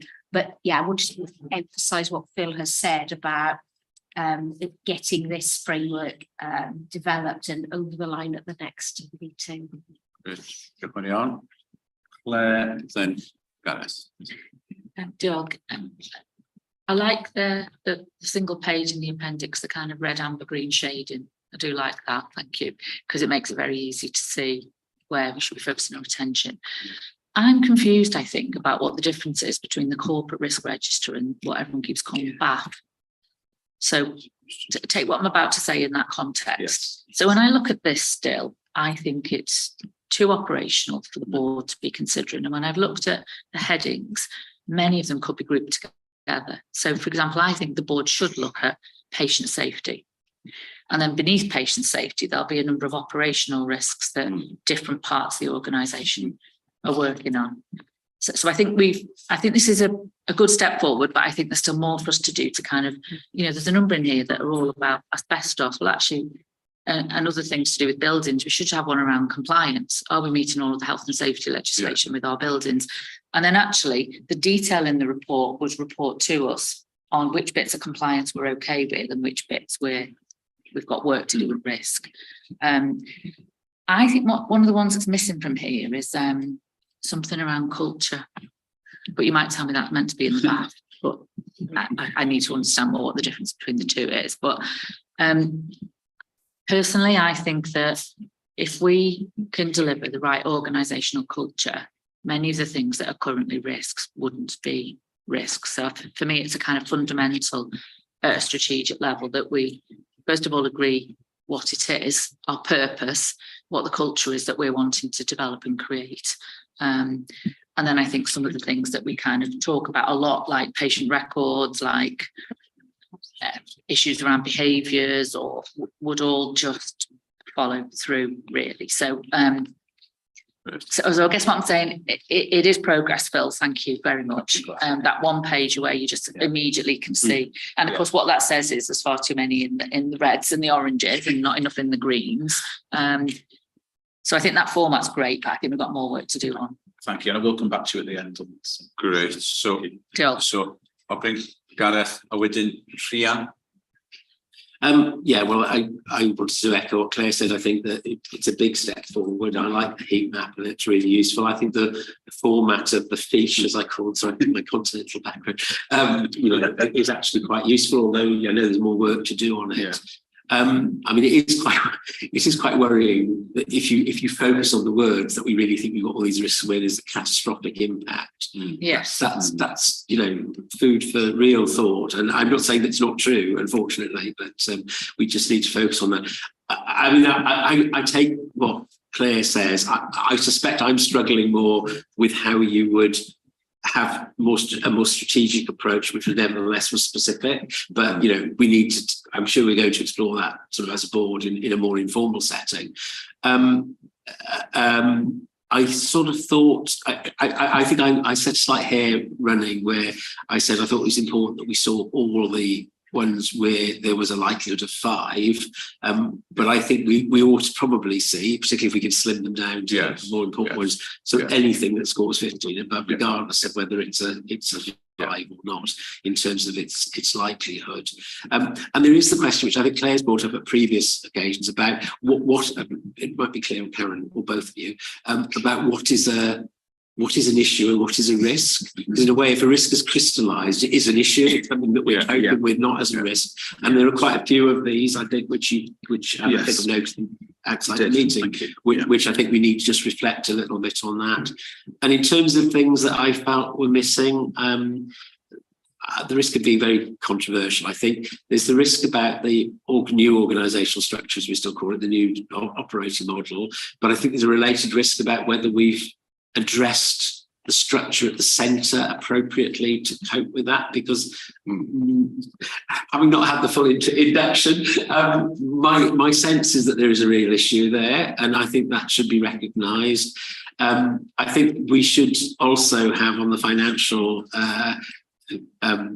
risks, not just the risk about failing to deliver our targets of £134 million deficit, but there is a risk, which is arguably crystallised an issue, of not meeting our statutory break-even duty.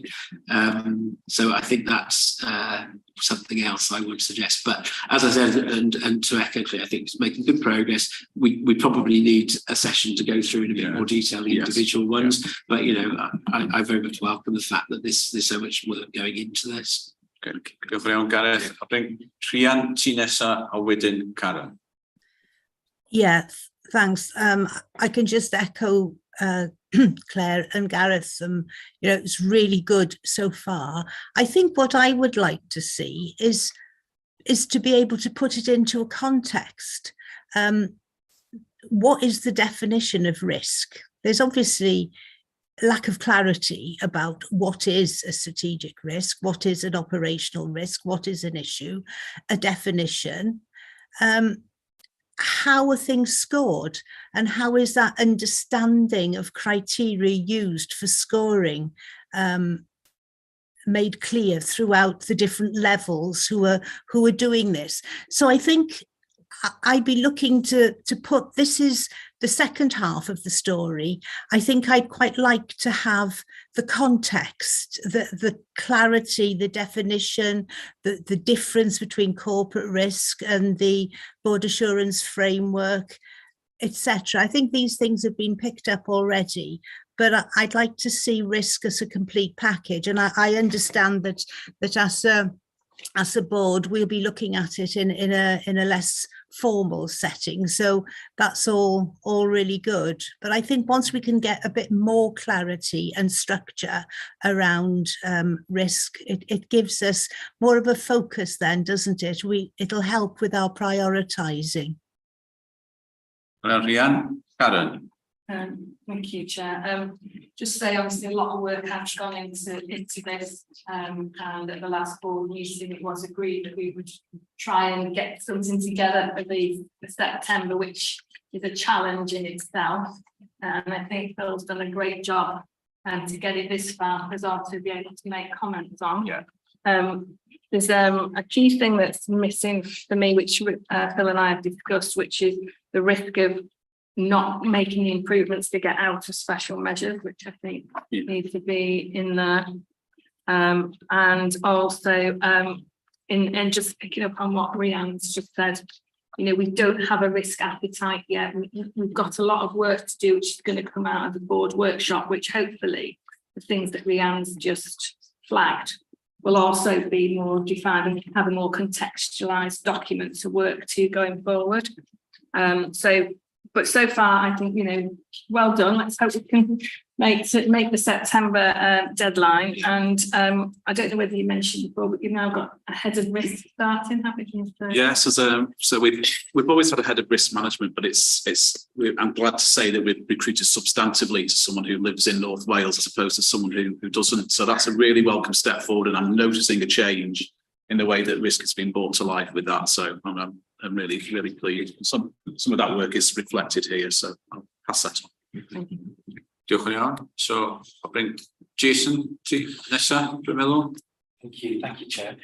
Just short comments in relation to what Claire noted around organisation culture. It's just to assure the board really that there is work in progress that we've got planned to bring the board together to start to discuss our organisational culture and the programme that will then take throughout the organisation. So it's just a point to note really that culture is absolutely key, and we recognise that influences so many aspects, particularly delivery of safe and effective care. But we do have a programme, and that will come into board at a set point over the next few months. Thank you very much, Jason. So quite a lot of comments on that bill. So encourage you maybe not to get into so much of the individual questions, which we need to consider when we continue developing the work, but some of the general, I'll also turn to Carol as well. Thank you. I'll take that advice. Thank you, Chair. So I think there are some new risks that have been highlighted. Thank you to board members for highlighting those. You know, so what will we do with that? We'll record that. We've got the risk management group coming up in a week and a half or 2 weeks' time, so we can make sure that the risk management group has sight of those observations from the board. Thank you, and there will be a exec risk code of each of those. In terms of Claire's comments around the clarity, and Rhiann's and other colleagues, we can incorporate this into the workshop that we're going to do. And I've agreed with Karen as the audit chair. He says nervously, just hoping that Karen remembers that we do want to kind of move this work together collaboratively with you. We're not just going to pin our hopes on one board workshop with you. We want to work with you on this throughout the next 6 or 7 weeks. It is quite a tight deadline, and we've got a lot of work to do. But we have made a really good start. So all those comments will be picked up in the work that we do. Okay. Carol, some comments on this? Yeah, just to draw a conclusion to this, I agree with all the comments that have been made actually, and I think if we can get that framework, that will give the context that was mentioned earlier. We'll give the definitions, we'll give the process, we'll give the presentation of the risk where this fits in terms of the wider organisation. But for us as a board, particularly to be focused on the strategic risks, and I hear the confusion between risk and BAF. We'll sort that. We need to sort that out. So I'm encouraged by the conversation. There's still quite a bit to get done, but we've got a bit between our teeth on this. It's really useful, that. Thank you. Okay, go on to the next. Okay, thank you. So the second part of this is the response to the Audit Wales report on board effectiveness. So the reports, I'll take the reports as read. I'll just introduce it briefly. It's a high profile piece of work that's in this report for obvious reasons, really, isn't it? Because it's a report that was critical of the way that we undertook our business. So there are 3 aspects to that. It was made in February this year, the report. That's when it was published. And the reason why we're just providing a response now is because we wanted it to align to the special measures work that you've already heard about. And I was struck when I wrote the report how much of the response we can give to Audit Wales is contained around the approach we've undertaken with special measures. So the format reflects that in terms of how we intend to make this response to Audit Wales. There are three key areas. There's the way that the Health Board responds to independent reviews and investigations, rebuilding and strengthening senior leadership capacity, and building a more cohesive board and exec team. So there's a lots of content in the report, so the discussion is probably very useful, but the ask of the board is for us to approve the response so we can reply formally to Audit Wales. Diolch yn iawn. Question is ar y adroddiad yna. As Phil said, we are responding to that initial report from colleagues in Audit Wales, and this is the draft response. So opportunity anybody to make any comment. In terms of Gareth first. Well, first of all, just to say, I think, as Phil said, this was a really important report, obviously, and had major consequences. But, having been here a few months, I think a lot of it was very well founded in terms of things we talked about culture. I think we've all seen that. So it is important. It's important that we respond to it appropriately. I think this is a good response. I felt that there was more to be said under the heading of the third set of recommendations. So in 1 and 2, there's quite a lot of additional comment, and there isn't the same in the section 3. And particularly, for example, and not trying to sort of put ourselves on the back, but the stuff about the culture of the board and the board meetings. I think we should be being a bit more forthright about the changes that have been introduced since the report. So I'm quite happy to approve it, but again, I would like that just to be looked at, and perhaps under and your authority just to sort of add a little bit more to that. There was then 2 other points. One is a very small point, but there's a point in point 2.1 where it says that the chair will report to the remuneration committee will report on the 17th of June and 17th of July. I thought, well, that just reads off, we need to just distracting point. More substantively, and this comes back to the question of the 9 to 10 reviews. I quite understand why when the drafts are received, that we as a board don't get to see them, because obviously points of accuracy need to be picked up by the relevant executive directors. But I do think I'm a bit uncomfortable, for example, this review of interims, which I think is now complete, that we still haven't seen it. So perhaps an issue of process really around that. Okay, I'll bring Karen in then. Karen will respond maybe to that point. Mine was just a quick comment on the format of the report, really. I think the content is what it is. I think if we're going to monitor it going forward and the progress, we need to sort of perhaps look at what we've done today and what we're planning to do, so that we can see the clear pathway to succession. I find it a little bit blurry at the moment, but I think through the committees we can look at that. Okay, thank you very much. Carol, some comments on this? Yes, thanks very much. Yes, there is this relationship with the special measures plan, and I think we can refine that a little bit more to make it a bit clearer there, Karen. I'm struck by Gareth's comments about actually there's probably a bit more to say, and section 3, maybe we're being a little bit tentative, and I know that this was first developed as a draft report probably about 6-8 weeks or so ago, yes. and so maybe the updates haven't quite caught up. But what I did want to say though is that Audit Wales will wish to come and do their review, their follow-up, and I think that would be very welcome. We've had some initial discussion with them about the time frames on that, and likely to be in the autumn as the first part of their routine structured assessment work. So that will be an important test of actually what has happened, into what actions have we taken, as Karen was saying, but also what impact is that having, and does it feel different? Is it different? is the board effective in its deployment of its duties? So I think we will get a bit of a test on that. So the timing's a bit awkward here because here we are at the end of July. This report came out in February. We have been sharing iterations with Audit Wales, and then they will use this with some strengthening comments as necessary to check in on how we're progressing in the audit. Great, so we can incorporate some of the comments. But just to be very clear, as I said, I have no problem with approving this as the basis of the report, but of the response. But I think it would be good just to add a few more points. So if that's okay, Phil, we will look to incorporate some comments and then send the further draft around so that we can all agree with it to be sent to Audit Wales.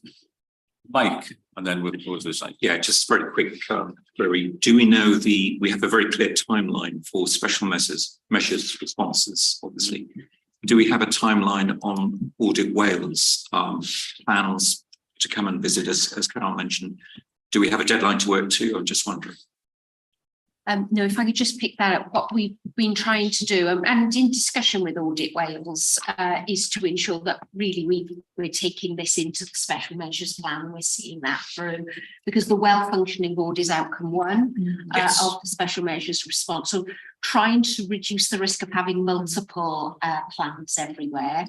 Audit Wales vindicated the autumn, which would be at sort of cycle 2, really, like sort of September, October, November. And I would imagine that in that window, Audit Wales may well do their start of their work. So I think that's our working hypothesis at the moment. Right. So our next report, section 3 is on the UK COVID inquiry. Yeah, thank you, Chair. This is an update on the health board's kind of role within the UK nationwide COVID-19 inquiry. So there's a little bit of an update around how the modules work generally, and I will kind of hold my hand up and say I don't think I probably adequately explained what module 1 was and module 3. So I'll give a little bit of a flavour of that if that's of interest to the board in a second. I think it's again, it's a significant piece of work for the health board. So we've already had requests for information to come through, and obviously we have a duty, and we're bound to respond to those. And because we have got a relatively new board and some new members of the exec team, it is some of our information is complex to provide because it requires responses from people who've left the organisation. So it's a big role, it's a big task. I hope this report provides some assurance around the steps we're taking. So we're working very closely with the Welsh Shared Services legal team, and where we require any legal advice to make sure the health board is not compromised in any way, we take it. It's really important. I've got a secondee as a head of COVID inquiry who's joined me for an 18-month secondment, and I anticipate that person being very busy for at least that period of time. This is going to be a significant piece of work. I'm the senior responsible officer for it, but obviously Carol's the accountable officer. So it is important that we take all advice we can with this. So I'll leave it to that, Chair, by way of introduction. Thank you very much, Phil. Anybody on question anybody wish to add anything? Sorry, me again today. This is, I don't think I didn't push this under declaration of interest because it's not really an interest, but I do want to just be on the record that I've been asked to assist the former Counsel General and Brexit Minister, Jeremy Miles, in responding to what they call a Rule 9 request, which is, and I've been told, although I haven't received anything, that I may receive a Rule 9 request, but obviously this is in respect to my previous position, from which I retired in 2021. Okay, thanks, Kenneth. We will note that for you. Yeah, thank you. Your question, others, right? So your final section, Bill, on updates and chair action. Thank you.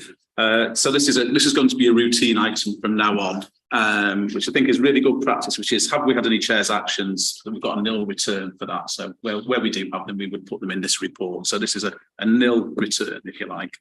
And then we've had 2 common seal applications, and that's where we where we kind of we have a seal as an organisation, a formal seal, and where there's a significant legal contract, we will use that seal. And this report provides details of those two occasions by which it's been used since we last met as a board. I would like the board to note as well that we we have to do a paper to you at the end of the year and after 6 months where we summarise everything that's gone on during the year. So this isn't the only chance we'll have. There will be an annual summary as well. Great, thank you. Diolch yn fawr. Unrhyw cwestiwn ar hynny? If not, then if I can go to the recommendations and seek your agreement, that firstly we're assured that there is work ongoing to develop the risk reporting and risk management framework, and we've approved the recommended reporting. And I think in our discussions we've emphasised that this is work in progress, good work so far, and there's much more work to do around it, and we'll be looking to have a board development session to continue so that we can bring something in a final format to the board in September. So are we all happy with that recommendation that we are assured on the ongoing work? Yes. Okay, then the next recommendation, to consider the current draft of the corporate risk register, identify any risks. I think we have done that. We've highlighted further risks, but there'll be opportunity to do that further, hopefully in our informal session. Then Audit Wales Board Effectiveness Report, we've raised other matters that Phil will look to incorporate and share with us further. Are we happy with that? And then the National COVID Inquiry, UK National COVID Inquiry report, giving us the latest position. Everybody happy with that? And then finally, the Chair's action, no Chair's action, and the Common Seal enacted on record. Everybody happy with that? Okay, great. Diolch yn fawr, and thanks to Phil and the team for all the work around those items. Ymlaen, awn ni i'r eitem nesa, sef adroddiad pwyllgor archwilio, sef adroddiad gan Karen. So, report of the Audit Committee. Karen, I think it's just a brief verbal report. A brief verbal report I think you have for us today. Thanks, Chair. So we had a private audit committee meeting on the 24th of July.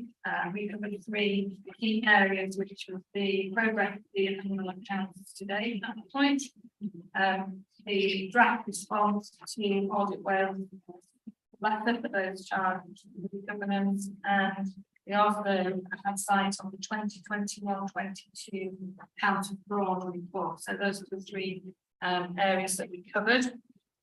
So we received a very good presentation from Russell Caldicott, our new interim exec director of finance, on the 22-23 annual accounts completion. Russell drew our attention to various things, including the cumulative underspend of 1.2 million, and he took us through the key financial analysis of income expenditure and answered questions by the committee. The committee noted the challenges faced by the finance team in relation to IFRS 16, the quinquennial review, and indexation that have been applied to all of that, I think. I'm not sure, some of it, if not all of it. And those were some of the challenges that had helped in the delay of getting the final accounts over the finish line. We also had a presentation from Tony Utley, who provided more detail around some of the subjective aspects of the annual accounts related to some of the provisions that have been made, where a more objective view had to be taken, and those things are things like accruals, for annual leave, health and safety executive fine that we're likely to have to pay at some point. So that was Tony's update. Russell also gave us assurance around the timetable for submission of the accounts over the next 3 weeks, bearing in mind that we were already delayed and we had Welsh Government were aware of this, but we're working to a new deadline now. So we needed to get the accounts to Audit Wales as soon as possible after the 24th, and I'm pleased to say that finance team were able to present the account to Audit Wales that very afternoon, and as a result of that, Audit Wales are anticipating they will have a draft IAS 260 with us by mid this week. Is that correct, Russell? It is, yeah. And so now Audit Wales will be able to conclude their work. The plan is that we'll have an extraordinary committee meeting on the 24th of August to do the final review of the accounts, followed by an extraordinary board meeting, which will enable the accounts to be signed off. And Audit Wales are happy that this timetable can be achieved too.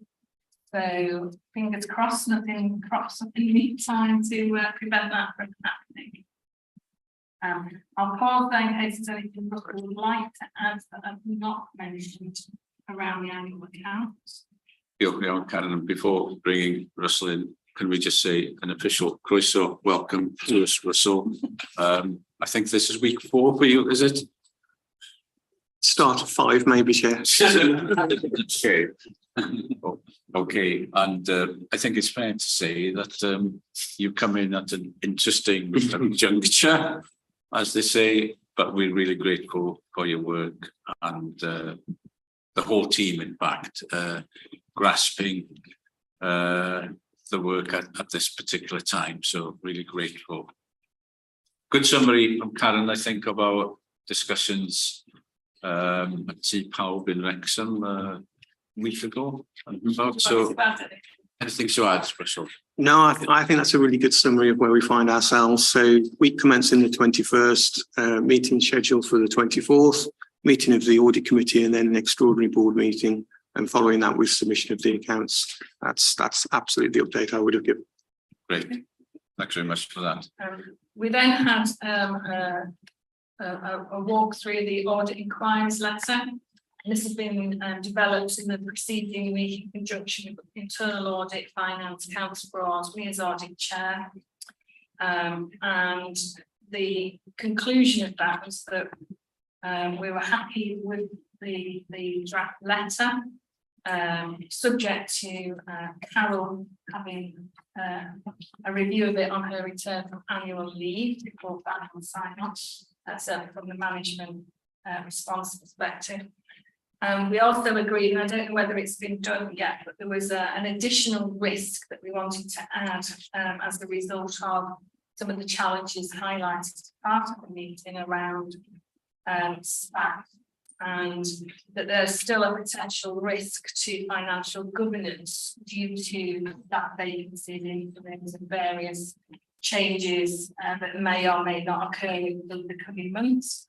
And so we wanted to add that both to the risk assurance work that Phil's been doing, but also just to note that we were aware of that as a risk for Audit Wales' benefit, and that we will be monitoring that going forward, both that board and audit committee. And then finally, sorry, Russell, would you like to add anything for that one? No, that's fine again. Okay, and then finally we have sites for counter fraud reports, and there was a bit of confusion around the date of this report. The 22-23 report is also due in September, but unfortunately there haven't been a forum by which the 21-22 report could be reviewed either. So we were able to note the report on the 24th, but it does still need to come to the next audit committee that about formal sign off. So that will be coming on the 15th of September. We'll take both reports. Carl Wood drew our attention to something which I'll mention because it was something that I hadn't appreciated, which was the Bribery Act 2010, citing that the Health Board needed adequate procedures in place to protect against bribery and corruption. If not, board members could be fined. And I thought I would just share that. And when I read it, I was like, okay. So, we also need to make sure that all our policies and procedures are monitored along with awareness of our staff. They will be monitoring that at audit committee, but also we had a conversation around comms with the wider team because I found out only 50% of staff are online. So we've got to find alternative ways of making sure that they're aware of the counter fraud policy. And that's probably it for counter fraud. And as audit chair and on behalf of the committee, I'd like to commend the efforts of both finance team and Audit Wales in what has probably been quite a challenging few months to make sure that we have a really robust set of accounts this financial year. So your efforts were noted at the meeting, but I'd like to also make sure that they are at this point. Thanks very much, Karen. Thanks for the comprehensive report and that final point which was made at the meeting, but we can reiterate it now. We're really grateful for the work and the partnership between ourselves and Audit Wales, and we're looking forward to getting to the finishing line. Any questions for Karen? No? Okay, thank you very much, Karen, again for the work and the work of the committee. Are we all happy to receive that report from Karen? It's a verbal report, but it's a very comprehensive one. I'm sure you all agree. Well, yn hapus. Diolch yn fawr iawn. Ymlaen i'r adroddiad nesa. The Remuneration Committee, you have all got a copy of the report.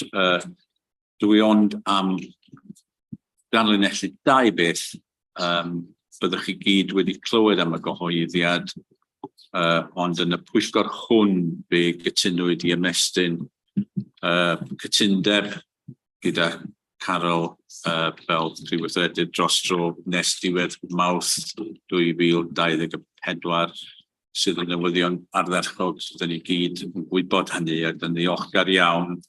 Os gawn ni nodi'n diolchiadau i Bowys, Bwrdd Iechyd, Powys a'r cadeirydd yn arbennig sydd wedi hwyluso hyn, ddiolchgar iawn i cydweithrediad.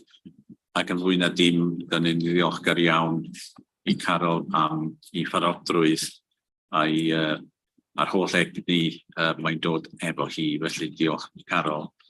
A just y pwynt o'r adroddiad yma, mae'n nodi cyfarfod arall mis Awst sydd yn wir, ond mae'r dyddiad eto i'w benderfynu.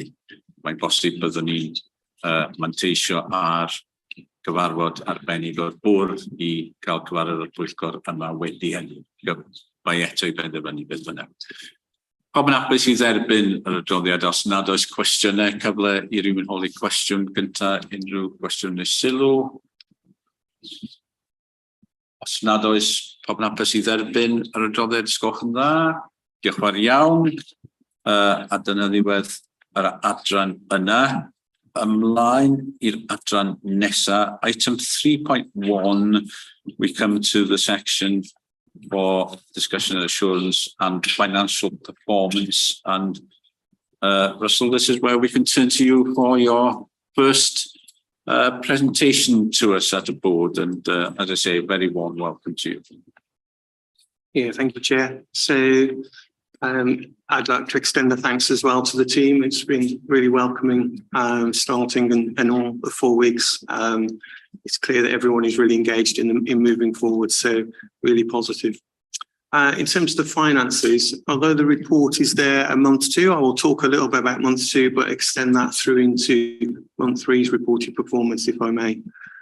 So first of all, just to re-emphasise that from Welsh Government's perspective, the health boards have signed up for a collective deficit position of 648 million, and our annual plan is 134.1 million pounds of that deficit. And that does amount to essentially us committing resources in terms of cash that go beyond our earnings envelope for the year. So we will need to secure that additional cash through that plan submission. In terms of our current performance, we've seen at month 2 a £2.9 million deterioration in position on the back of a £1 million deterioration in April, so 3.9 million. That deterioration has continued. So going into month 3, you can see our run rate has moved £5.4 million deficit in month. So we are now at a cumulative £9.3 million deficit. And when you consider our current cash holdings of 4.8, you can see that that starts to really emphasise how we're going beyond the plan that committed more cash resource, and having to find that additional cash as well is going to be incredibly challenging for us. So a very difficult position. As we move forward, it's essentially driven through pay costs. We've also got savings programme delivery underperformance, and there's a level of drug expenditure in there as well with some other items thrown in. So a £9.3 million challenge for us in order to bring that resources back, but also more importantly, looking at that run rate position, every month that gets more difficult to recover from. So every month we delay in taking those challenges on board, we then face a bigger challenge in the remaining months of the calendar year. So unfortunately, Chair, a position that shows that we are deteriorating in terms of financial performance, certainly in revenue, and there is a real concern for us as we move forwards, just in terms of our cash projections. Okay, thanks for that, Russell. Anything to add? Any comments or questions? Gareth and Claire. Well, first of all, I just wanted to say, I'm sure I'm right in this, that it's while it's disappointing that we've only got the month 2 data, and this is a factor of the change of interims, and I know that we will be more timely in our future receipt of data. I did want to make the point, which I think Russell has illustrated very clearly, that I think at the last Finance Committee we were told that although month 2 had seen a shortfall in terms of where we expect to be financially, that there was an improvement over month 1, and I think I was a bit sceptical about that. But I want to now say, hold my hand up and say, as I think in my report, it says that but things weren't getting worse, but obviously they were, so apologies for that. I would be interested if Russell has got the data, if he can tell us where we are in terms of the planned savings, because one of the things that was clear in the month 2 report was that there were very few savings that were in the green category, and the others were sort of much more speculative, if you like. I think I did wonder on agency costs, which is something that we've discussed a lot and that we are, I think, all worried about. And I know there are lots of mitigations in place, but I wondered whether we should have a trajectory about what we think spend will be, as we have with some of the other trajectories in the annual plan. And I'm interested more generally in what we can do in terms of prescribing costs.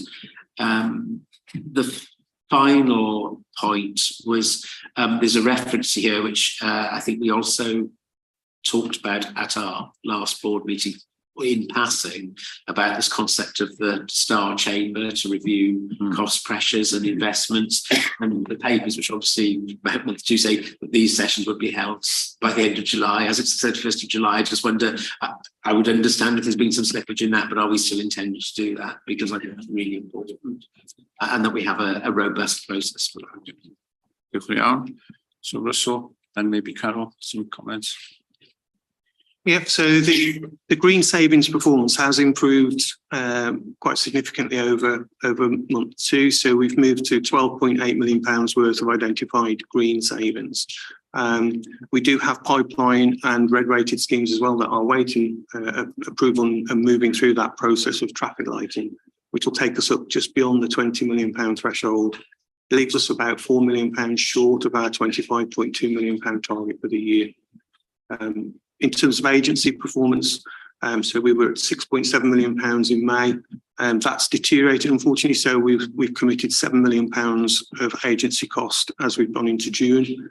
That is circa £1 million above our average run rate in the prior year. So we were roughly 6.1 million per month, and now we're hitting £7 million. And obviously it's concerning with winter months approaching as to where that may take us. Carol, some comments? Yeah, I've got some general comments as well as some of the process stuff. You know, I think this is a really serious position that we're in, and an escalating position. We're not alone as a health board. The other health boards in Wales, and in fact we might look at the NHS in England and Scotland, the same types of financial pressures being applied. The key issues we've got here, especially with a run rate that is going in the wrong direction, is that we've got a very short window in which to take some escalated action now. And so the focus on process, what's the process that we're going to be putting in place around that escalation, and what choices and decisions might we need to take as a board to reduce the level of expenditure. We know that the cost of living, the whole inflationary issues are still very live. We know the economic picture and public sector finances are not going to improve this year or next. So we're dealing with the net. Beyond that, I'm less clear, but we're dealing with this position for the next 2 years. So we're going to have to escalate our level of options and choices here. I think that will include reviewing investments that we've made already, or investments that we'd planned to make, and may defer, may reduce, may slow, may cease, but also where we can and should do things differently in the organisation. We're going to need to have a mechanism for the board in which we can agree some of the principles of how we will be operating. I'm very keen to do that in partnership with trade unions, with staff, with partners, but we can't just move from meeting to meeting saying this is looking worse. We do have to put some escalated actions in. And I've already raised with Russell and Carol an idea of getting a small group together to have an oversight, and making sure that anything that progresses is based on the principles that are agreed here at the board. So that's a work in progress, but I think it's important to get that oversight and overview, not in the detail, but making sure that the work is progressing along the lines that we wish, as Carol has touched upon. Claire, you want to come in? Thanks. Probably some of the points I was going to make have been picked up. It is a really worrying situation. Can you hear me? Sorry, I had a little note so I was too quiet. No one ever tells me. Surely not. So I think looking at, I guess for me, I'm thinking short and medium term here. So there's a real challenge in here, and actually some of the transformational change we may want to deliver, the time isn't right now to have much of an impact in year. So we do need to look at what the short term, putting the brakes on things effectively, because that's all you can do, isn't it, when you need to just cut some spend quickly. But I think as a board, we've got to get more engaged in the plans for the longer term transformation, and not as a team. And it's not finance teams, the whole organisation just be so focused on the in-year situation that we have this conversation again next spring or next summer. So would really welcome some more conversations about it. And I suppose the other bit I don't understand is, so if we take back to my comments on orthopaedics a while ago, so if we can get people out of hospital quicker, we can get more people in to get their operations who've been waiting too long. But actually that performance, which is reducing cost actually also means we've got more people coming into the system, which means we're going to do, I'm oversimplifying, we'll do more replacements, which actually still leaves a cost in the system. And there's a real balance as well, isn't there, between how we improve productivity, which is a great thing to do, but it won't actually necessarily save us any money. No. So really hard choices. Yeah. Because I would hate to think that one of the things we end up having to do is to slow down some of the progress we're making on key performance areas, because actually it's going to put more cost in the system. Yes. Yeah, it's that unintended consequence, isn't it? Yeah. And that need to be able to see the big picture. I think we're all keen that what we do in this space ties in with the strategic direction of the organisation, what we're trying to achieve in special measures and the annual plan. But we also know that there are things we're going to do that will have a detrimental effect on what we're trying to deliver for residents of North Wales. No question about that. That's where we are. But our approach has got to be one that is an intelligent one, if I can use that word in its broadest sense. And I think it would be good for us to take a look at this, hopefully sometime next month, in a maybe informal or board development session where we can talk about some of the principles and gather our thoughts and then get a group in place to have that oversight, I think. So I think that we've got lots of work to do on this, and some of it has got to be detailed, but it's got to be driven by some of the principles that we've mentioned. Russell. Yeah, thank you, Chair. I need to say, just in terms of those comments, so we did mention earlier around benchmarking. I was going to mention around our performance model. So it is very impressive, the transformation we've seen within the trauma and orthopaedics. But understanding, is that taking us back to what the benchmark is, or is that taking us beyond that position? Yes. So what's the level of opportunity still there? Yes. And I think that's important to build into our cost improvement and transformational work that we do going forwards. So that's a very good point. Are we getting to where we should have been anyway? Yes. Yeah. And that's a reality check, and you know, being open and honest. And then how much more can we achieve? I think that's a very good point. And then the cost saving benefit analysis from doing that work will be effectively, if we're delivering the same level of planned activity models, it's to move it to in-house capacity, so we don't have to incur premium working costs, etc. So we still deliver what we said in our plan in terms of activity profile. We're just doing it in a far more cost-effective manner. Yeah. Okay. Thanks very much for that. Really useful. Mike. Yeah. Thanks. Just picking up on the comment Russell made, that plays a big part of the big slice of our cost with a 5% increase. It looks like it's across all staff groups. There's reference to the pay awards for 22-23 and for 23-24. Do we know yet whether they're going to be fully funded by our Welsh Government? That's my first question. My second thing is, why weren't they last year? Was there a good reason? Okay, who would like to answer that on behalf of Welsh Government?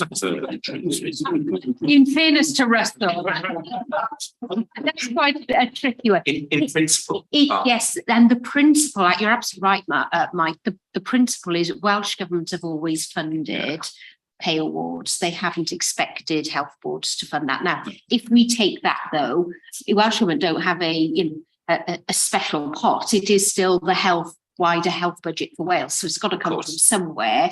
And so when we talk about the deficits that all of the health boards are challenged by, it means that Welsh Government have less money to offset those. So in reality, the whole of the budget gets allocated already in a different way.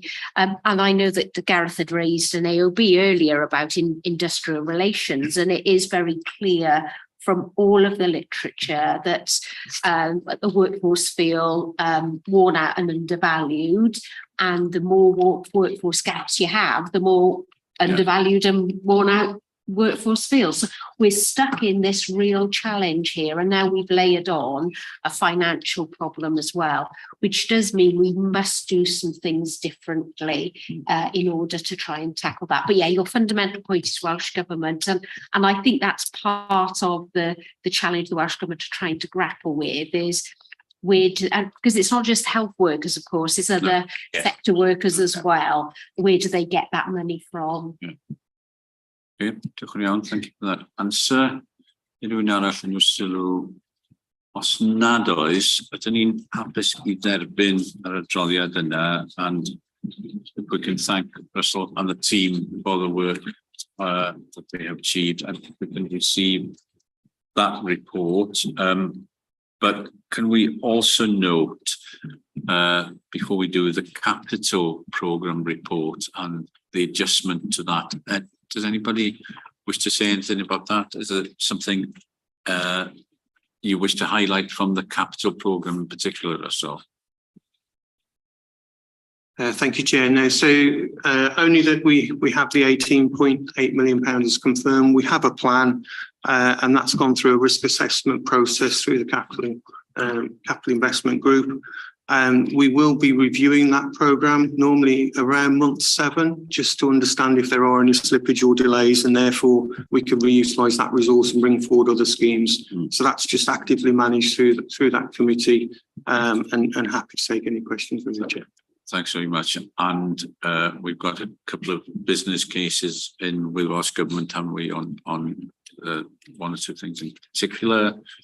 And I know that's another thing government are very anxious about is the of capital available to health boards and other organisations as well, of course. So, any questions on the capital in particular, Karen? Wasn't about the capital in particular, it was just an observation in the annual plan referring to the capital programme while lending you for. Yeah. Clearly some of these will be multi-year projects. I just wonder whether there was something we could just put an asterisk, so this, in the annual plan, so you know that it's a multi-year development rather than all these things. Good point. Yes, we will note that. Felly, ydyn ni yn hapus I dderbyn yr adroddiadau yna. We have 2 reports to accept, the capital one that we've just mentioned, and then the financial report and what has been outlined by Russell. We'll turn to Gareth in a minute for his report, but we will, before we do these 2 reports, are we happy to receive them? Pawb yn hapus? Iawn, diolch yn fawr iawn. A Gareth, rwan felly troi at y ti a'r pwyllgor, wyt ti'n cadeirio am adroddiad. Diolch yn fawr iawn. A mae gennym ni gopi, wrth gwrs, yn y papurau mae adroddiad. Diolch yn fawr iawn. Yeah, so I would take the report as read. The one thing, I think if there's one issue I shouldn't say one issue, there's loads of issues that I particularly worry about at the moment in terms of coming on to obviously performance in a moment, but is this question that came out quite clearly in the committee about the performance on trolley weights and ambulance transfers at a time of the year when you wouldn't, I mean, I'd love to expert any of this, but when you wouldn't expect it to be particularly bad. That's obviously linked to the very high levels of medically fit for discharge, which is a key issue, and I know it's been highlighted by the BBC this morning. So it's not, I know none of this is unique to us, but I think it's a really worrying set of issues. And to be honest, I'm not clear that we've got a clear plan for addressing it. And I appreciate the problems are structural. One of the things that I'm sorry, I've now forgotten where it was, but at the meeting that we had informally to the audit committee last week, it emerged that one of the reasons for delayed discharge is while obviously care home places is a key one, that some of them are within the not the gift, but are within our own activities, and it was the biggest single reason, although that's still not the majority when it's the way it's categorised. So I think that is something we could really focus on. What can we do to speed up things like I think it's to do with the pharmacy operations and also to do with our own assessments of needs. So I'd be keen to do that. The other point I want to make very quickly was just to explain a little bit in my report about the report on the shared services partnership. There were two issues there, and it's perhaps a little bit gnomic.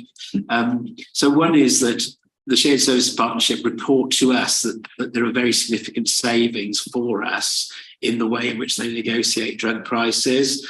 And I'd be quite interested in understanding that better. So I have asked for the shared service partnership to come and talk to us. But even if you understand it better, of course, the what goes in our budget is what we actually pay for the drugs. Yeah. And the savings anyway are notional, but it'd be interesting to understand it. And there was one other point from the shared service partnership report, which is more a joint problem between us and them, which is about what seemed to me as a relative outsider to the health service, very long timescales for making appointments. So the target is 71 days, and that's been missed in nearly half of cases in the last year in Betsy.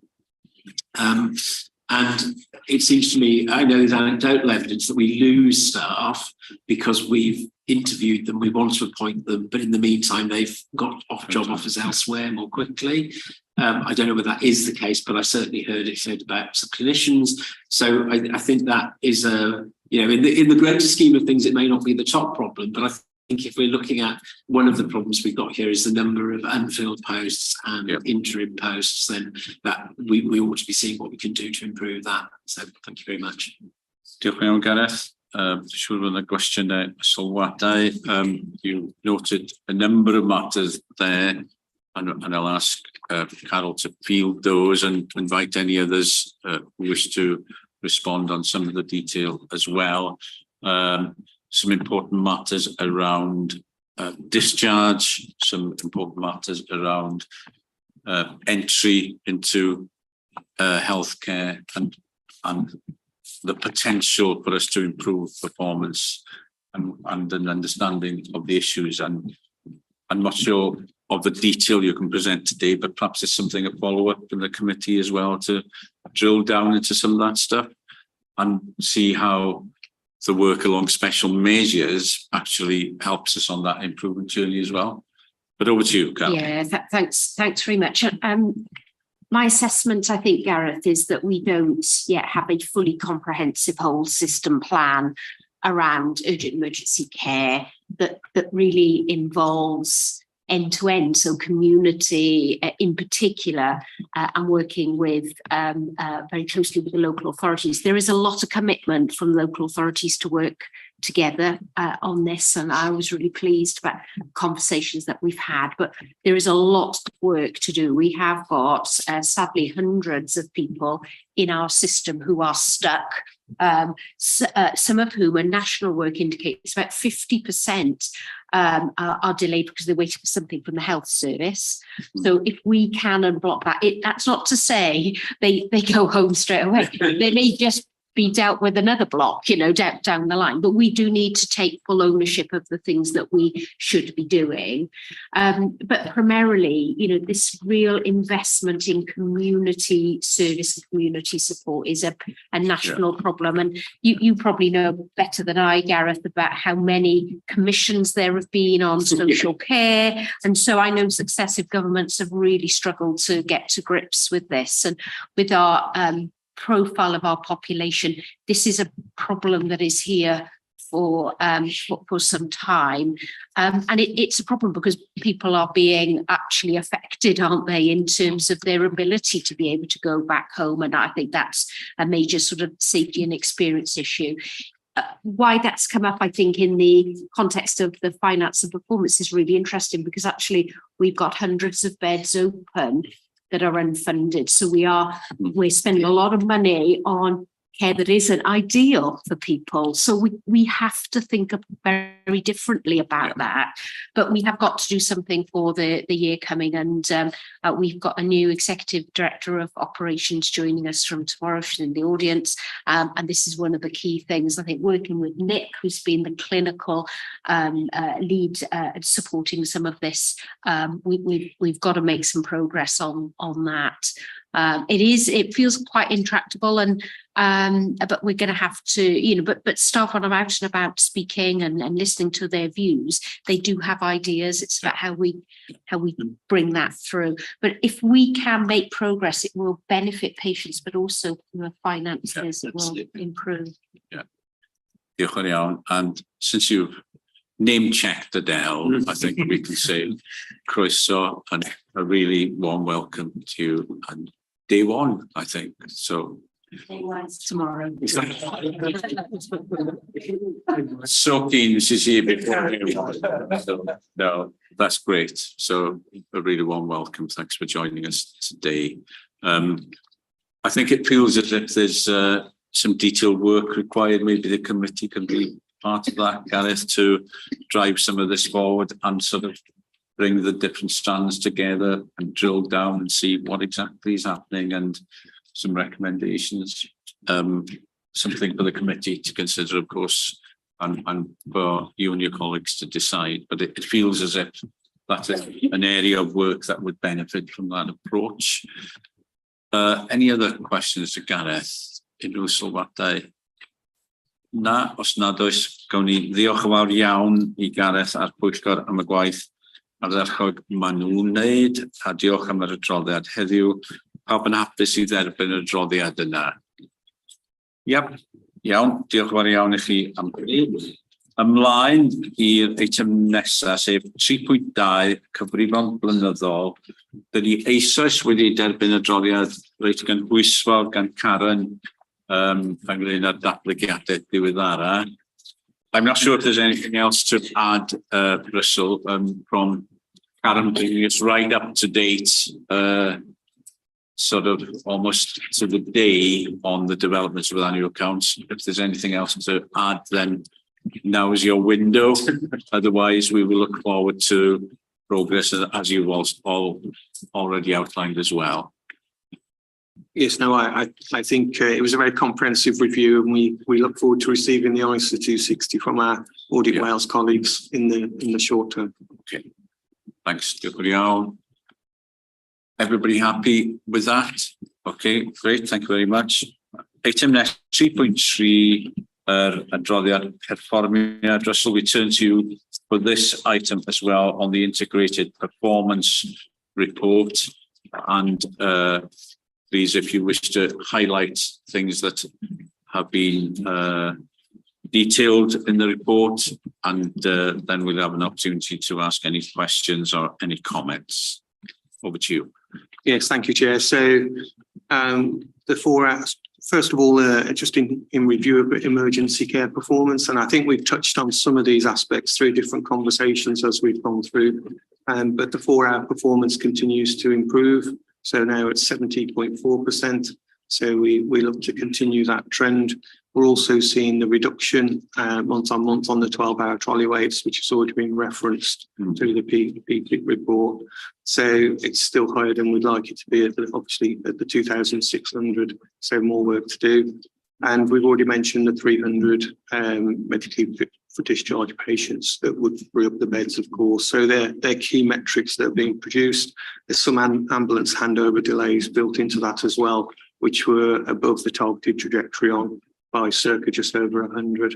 And again, we'd look to improve performance around that handover period. Those are those are handovers that are over 1 hour in duration. In terms of planned care, if I may just highlight both 156 weeks, RTT trajectory performance on outpatients elective, both improving. So we are making inroads to those significant weights for our elective care. We're performing really well in terms of cancer treatments. It's at 60%. It's not the 75% that we targeted, of course, but compared to using the benchmarks for other health boards, that's really good performance for us. So again, something for us to be mindful of, using that benchmark to assess where we find ourselves relatively is always an important measure.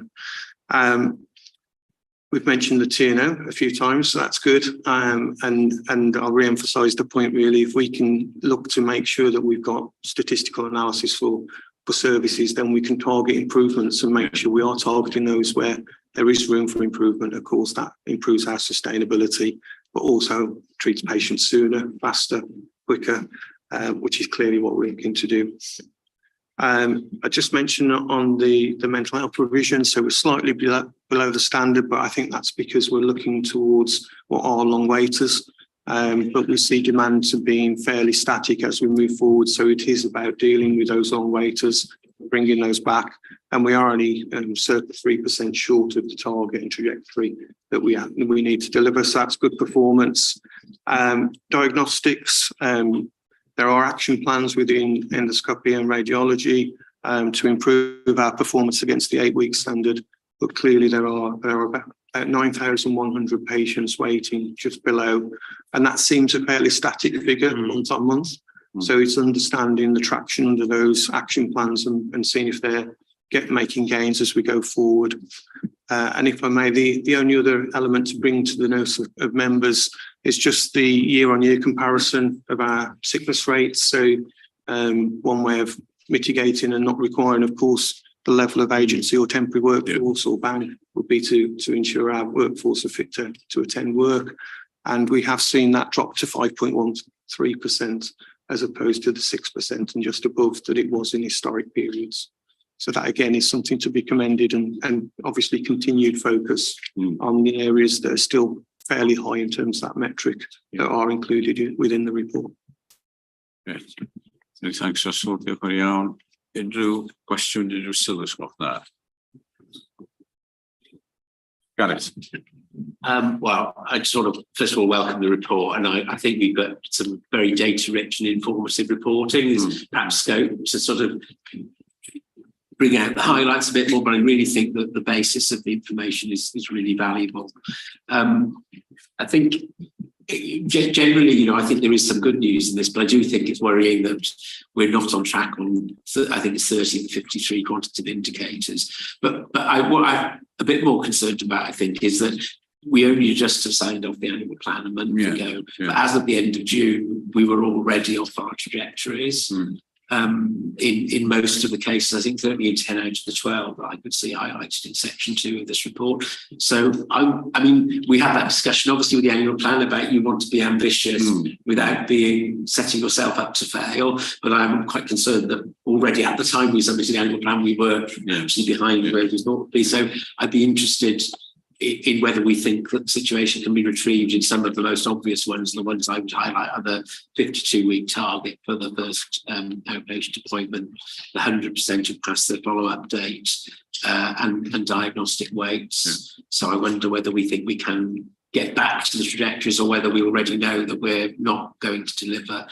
And just one minor but important point, because it's one of the areas I think we're particularly weak, and again, I know it's unique to Betsy, but neurodevelopment.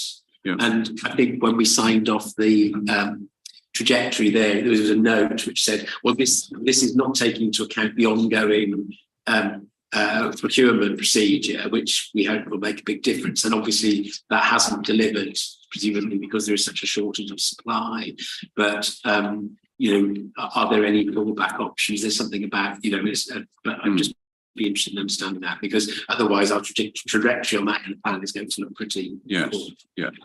Okay, Gareth, diolch yn fawr iawn. And also when responding to that, can we have some clarity around, okay, how does special measures inform this? Is everything in special measures going to deliver some of the stuff that's been highlighted, or if not, what's our approach to ensuring that we do improve the performance if it's not covered by everything in special measures? So maybe Carol, if I can pick it up, and start with then you. colleagues can come in. So I'm going to start with the neurodevelopment, if that's okay, because I think Karen picked this up earlier as well in relation to children's. So I think we do have a worrying position because 2/3 of people who are on our list are waiting already over 26 weeks. The demand across the UK has been huge, and services are needing to respond in a very different way to try and meet that. I haven't checked exactly when we're doing this, but I'm anticipating within the next couple of weeks that we have a workshop on neurodevelopment that draws in expertise from other health boards and the national league. Because when we talked earlier about the right door, as in the no wrong door, there's been a lot of work about different approaches that can support people who are waiting for assessment. We know that families want that assessment because it is often the gateway to additional support in education, for example. So those assessments are still going to be needed. But what are we going to do to support a bit earlier in the stream? So there is some action in relation to that. In terms of a couple of the other elements, largely around planned care. So the planned care programme is now being formulated. We can see some traction in orthopaedics, as has been mentioned. The focus is over the last month or two in particular has been on the long waits. And so if we're putting the energy in the long waits, there may be some tolerance we have to accept around the shorter waits. But these will be clinically assessed. Yeah. So just to give that assurance. I think there's an awful lot more we need to do about outpatients.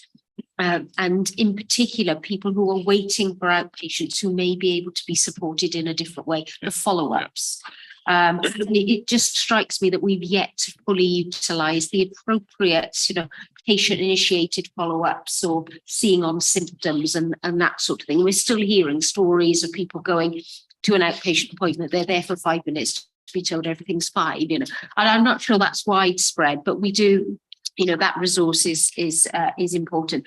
Just on process, Gareth, I mentioned earlier the performance framework. So within the performance framework, we'll be very clear about the areas that are for escalation and what escalation actually means in terms of action planning and trajectories and further interventions and support and importantly accountability for delivery, so that we're not spreading ourselves so thin, that we're really focusing on the areas that are most challenging to us.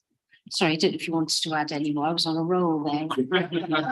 No, I'll bring Chris in first, and then maybe Russell wish to add anything. So, Chris, you were on a roll. I was trying to just add in, keeping on annually the new development roundtable is to the 10th of August. We're going to put the weeks and I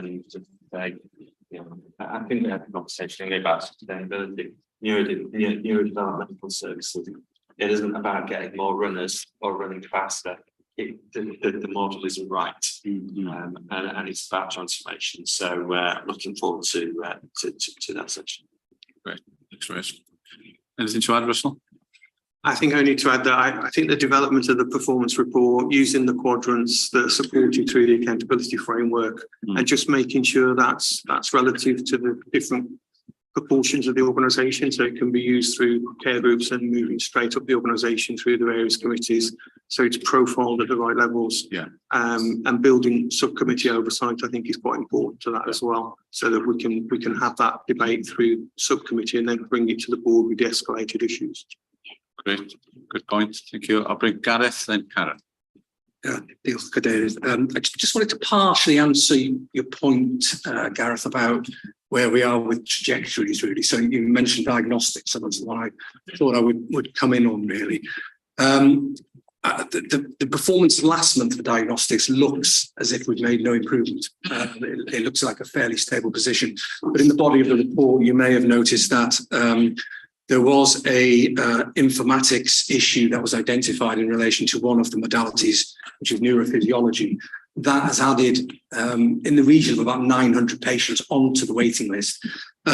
So actually in that context, it's actually been a good month within diagnostics. And without that, you would have seen probably a drop of around 1,000 patients from that waiting list. So most modalities had a good month, were online to deliver on the trajectory. Unfortunately, this the identification of a waiting list error in that particular modality has just changed the picture. It's good to know, but it's also a reminder, isn't it, about how sensitive these things are. You get a problem with one technical area, and suddenly you've got an extra 900 people on the waiting list. Karen? Mine was just on the workforce section around attendance management and absence, and noting that there's work going on to support people who are managing people who are on long-term sick, but as stress, depression and anxiety are 27% of most of the people's sickness that are long-term. I'm just wondering whether we're looking at a more proactive approach to sort of recognise early signs of stress, or whether there's things that we can do to improve well-being as a whole, particularly playing back to Claire's comment around culture and having that happy, motivated work. But, you know, what are we doing to be a little bit more proactive in recognising some of the symptoms sooner rather than managing the consequence of someone going off sick? So early intervention, I don't know if you have anything to share on that, Jason, in terms of well-being and the way we care for our staff and workforce. Thank you, Chair. One of the things that we have carried on is our staff wellbeing and support service, and that's a service that's been established with a number of psychological leads to ensure that we're able to navigate people both through the NHS here within Wales, but also as well to try and fast track them within our own internal services. So there are a range of different supports that we have through that route, but also as well, we recognise that sometimes people may not necessarily want to have conversations directly with their employer, and so we have a contract in place with an organisation called Real City Partnership that provides external counselling and support and signposting for staff, but also as well to implement that we have our own in-house counsellors, which are part of the occupational health function. We've implemented changes around the people operating model this year, and we've implemented teams much more closely aligned into the IHCs, so to support them as well in accessing, you know, so if it's team development support we need to implement, if it's an organisation development issue, they can pick up those types of issues much more sensitively. But what I would say is that probably the first port that we have is our staff wellbeing and support services, and they can hopefully you know, signpost people to the right service, but also as well provide clinical psychological support as well for staff who you know, who may be in immediate need of either support or counselling. So there's a range of different offers that we've got, because we recognise that a one size fits all just doesn't fit our people and our population here in North Wales. Claire. Joe, just a couple of points, Chair. Perhaps taking us right back to A&E departments and challenges still around ambulance delays and handovers. And I was just interested in the charts in the report that showed that Ysbyty Gwynedd is performing worse than Wrexham, Miler and Glenclwyd. And yet, in terms of external inspection, we've been focusing a lot around Glenclwyd and improvements to the A&E department there. So I'm just wondering, is there something that we can learn from what we're doing in the other two hospitals to help with improvement in Gwynedd? And then I think the other thing was that what's obvious in here is that it's a bit like squeezing the end of something, isn't it? That we're reducing some of the first appointments for people, that those numbers are coming down a bit, but then we're struggling to do the diagnostics and we're struggling to do the treatment. So we're kind of improving one end of the blockage, and then it's just moving to there and moving to there. So I guess that kind of says that back to the point around savings, it's going to be transformational change, isn't it, that helps us to be able to resolve the kind of end to end. And presumably, and I've never worked in health, so I don't know. It's not a trick question, honestly. Presumably what we use those first appointments for then is to prioritise people for treatment. We don't just have a sausage machine, do we, where if I'm seen today, I'm at the bottom of the queue then for the diagnostics and the treatments? Or does it depend on what my health issue might be? Anybody wish to respond? Because otherwise there's no point in getting better at doing those first if I'm still at the back of another queue then, or at the back of another queue. I'm looking at three people. Sorry. Carol, Nick and Chris maybe have different comments to make. I was just going to say, increasingly, you're absolutely right, Claire. You don't want to use an appointment that then just says, oh, you need some tests. Increasingly, the pathways are being developed to say you can go straight to test. and then bring those test results, if you like, to the appointment with the consultant. Yeah. Now that is quite a change in practice, and we need to do more work on the referral from the GP in, so that there is confidence that the right tests are being asked for at the right time. Yes. But when we look at the prostate pathway, for example, there is good evidence to say if this test and this test shows X, that person can go straight then into a decision-making appointment, rather than one that just says, oh, I need to order some tests for you. I don't know, Nick, if you've got a view on how we change that clinical practice. We need to move away from that. Within all this conversation, there's a huge opportunity, isn't there, to do things in a slightly different way, to catalyse these conversations. There's a lot of work going on in what has previously been a fairly staid environment of the primary secondary care interface, where we get the clinicians from the two areas to sit and talk about things. That's turned into a really quite an exciting format, where people are really saying, how can we do things differently? What are our roles? And what are we doing to facilitate flow further up the pathway? And that perhaps gives me some optimism that we're going to learn from those conversations. If I can just respond to the first part of your question around the emergency departments, I think our emergency departments are quite different. There's very different populations they serve and challenges within the three. They are visiting each other to learn what they can distill from each other's improvement journeys, as well as visiting other health boards such as Cardiff and Vale, who've seen vast improvements over the last few months. As ever, when you look at the metrics, it doesn't tell the whole story. Where there's a long ambulance delay, there may not be a long wait to see a doctor or a long triage delay. But I think there's fantastic practice in all three, but there are also challenges in all three. And if you rightly say, they're trying to look at each other and what they've got to learn from it. Anything else to add? Mike? And then we'll bring this item. Thanks, Chair. Just to say, it's really good to have the benchmarking, both longitudinal and and Wales, and also the illustrations I find really helpful. And thanks for the detail in this report. One thing stuck out for me in unplanned care.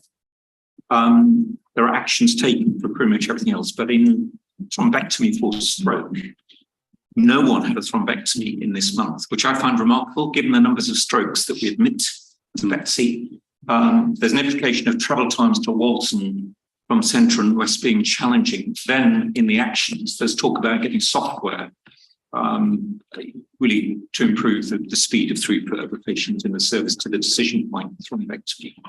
So my question is, why did no patient receive a thrombectomy in that month? That is truly remarkable. Is it travel times? When we discussed this previously, we do have an emergency helicopter service. It's 15 minutes across Liverpool Bay to Walton. It is a long time in an ambulance, but I have a mixed picture of why this is happening from those responses. Is it that the travel times mean that people have missed the window of opportunity, which would be truly tragic for those patients?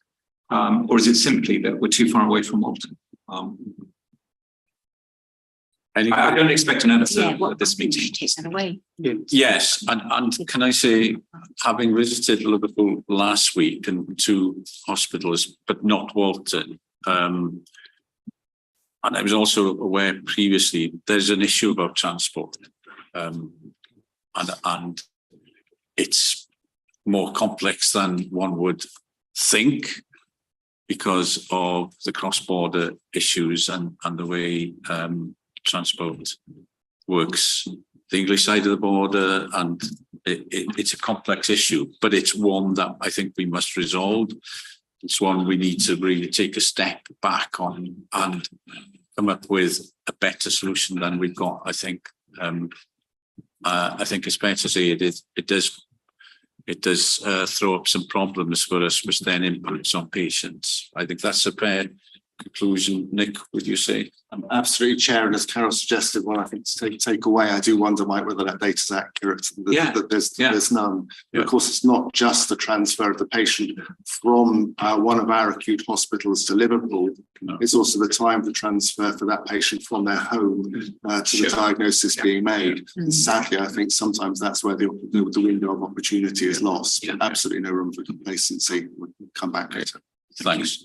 And before we wrap this item up, can I just flag up again. There are lots of issues in this performance report that have been highlighted really well, very open and plain for us to see, and various people have highlighted that. Now, special measures doesn't cover it all. It's not going to deliver everything that's been highlighted in this report. So I think there's a piece of work for us to see where are these matters going in terms of the scrutiny, in terms of the work required, and then the assurance that will eventually come through to board. Where's it going before it comes to us, some of this stuff, because it's not all covered in special measures. And can we direct some to quality committee audit and PFIG and so on? I think there's a piece of work to do there, which will then help us in terms of mapping the progress and flushing out some of the issues that we've had a really good discussion about this morning, or this afternoon, rather. It's this afternoon. So with that, Phil, did you want to add anything? Well, no, thank you. I'd just like to take the action, really. I think it falls under a governance route as well as that. So I think it'll be picked up in the performance framework in terms of what goes where, what gets escalated in response to Gareth's question. Okay, great. Let's go. Thank you very much. Everybody happy then to receive the report and the actions outlined? And thanks again for those who put that report together in the way they have. It's as people have said, it's very legible. So everybody happy? Diolch yn fawr. Ymlaen i'r eitem nesaf, felly eitem 3.4 sef yr adroddiad ansawdd, and I think, Nick, I'm going to turn to you for this to begin with, and then we'll have Rhian drosodd at y ti wedyn, Rhian, I roi dy adroddiad di o'r pwyllgor. So, Nick. Thank you, Chair. Quality, of course, is a thread we've seen running through discussions around special measures, corporate risk register, performance report. Perhaps if I may just now highlight one or two particular issues. This report is traditionally presented by the Director of Nursing, Angela, but we felt it quite important that actually the clinical executives who are jointly responsible for the quality agenda should take it in turns to present this report. So I'm glad you said that I would only start it, because some of the issues I'm probably less familiar with and will look to colleagues. But I think the point on the cover sheet that actually key to this, and it's within special measures, is not just the transactional stuff that we're doing, it's whether we're learning from it and whether we're changing practice as a result. And I think that's something that we hold the mirror up to ourselves rightly and regularly. If I distill out just 2 or 3 points from the reports then, on page 4, I'd like to draw your attention to the concerning issues with C. diff, a hospital-acquired infection within the Wrexham environment. A lot of work already carrying on by the facilities team in terms of the summer deep clean, which is really key, showing that it's our teams working together that really address and own the quality agenda. But also perhaps the opportunity for more responsible antibiotic prescribing. We've already touched on issues and potential advantages in the financial arena around prescribing. So perhaps a focus that's now taking place on the use of antibiotics demonstrates that different parts of our conversations today are actually fitting together. On page 5, I want to note and emphasise how seriously we take His Majesty Coroner's notices to us around prevention of future deaths. People will be familiar that this is where the coroner, as a result of an inquest, observes that he or she is concerned that there remains further work to do to prevent future deaths. And thus these are notices which we take extremely seriously. And these result to our ability to learn, carrying out our action plans, the way we've already touched on it within our unscheduled care response, how we transfer the care of a patient from one part of our organisation to another, but particularly perhaps around ambulance handover delays, and a lot of work and focus, as we've already heard today, along with local authority colleagues and our colleagues in the Welsh Ambulance Service, working together to ensure that we really put in place actions that genuinely will respond to those. Because of course, behind the performance figures are individual patients and their families, and the coroner has highlighted some tragedies to us. Further on page 5, though, I'd want to highlight the de-escalation of our vascular services from being a service requiring significant improvement, but perhaps again within that to emphasise there's no room for complacency at all, and there is a huge amount of work still to take place. But I would want to really thank colleagues, the clinical and operational teams who have put a huge amount of work into taking forward some of the learning actions there that this board is all too familiar with. Perhaps if I just, before taking any questions, I just highlight there on the last page that there remains a lot of work to do. A lot of work has been done, but a lot of work remains to be done in terms of responding to incidents being finalised in a timely fashion, responses to complaints. I would observe, though, because a few of us have the pleasure of signing off those complaint letters, that the quality of those complaints is significantly improving. So it's not just about the numbers for me, it's about our confidence that actually those complaint letters genuinely answer the reason behind the complaint and are starting to demonstrate that we're doing something about it. Thank you, Chair, but happy to take any questions. Diolch yn fawr, Nick. Unrhyw gwestiwn neu unrhyw sylw? One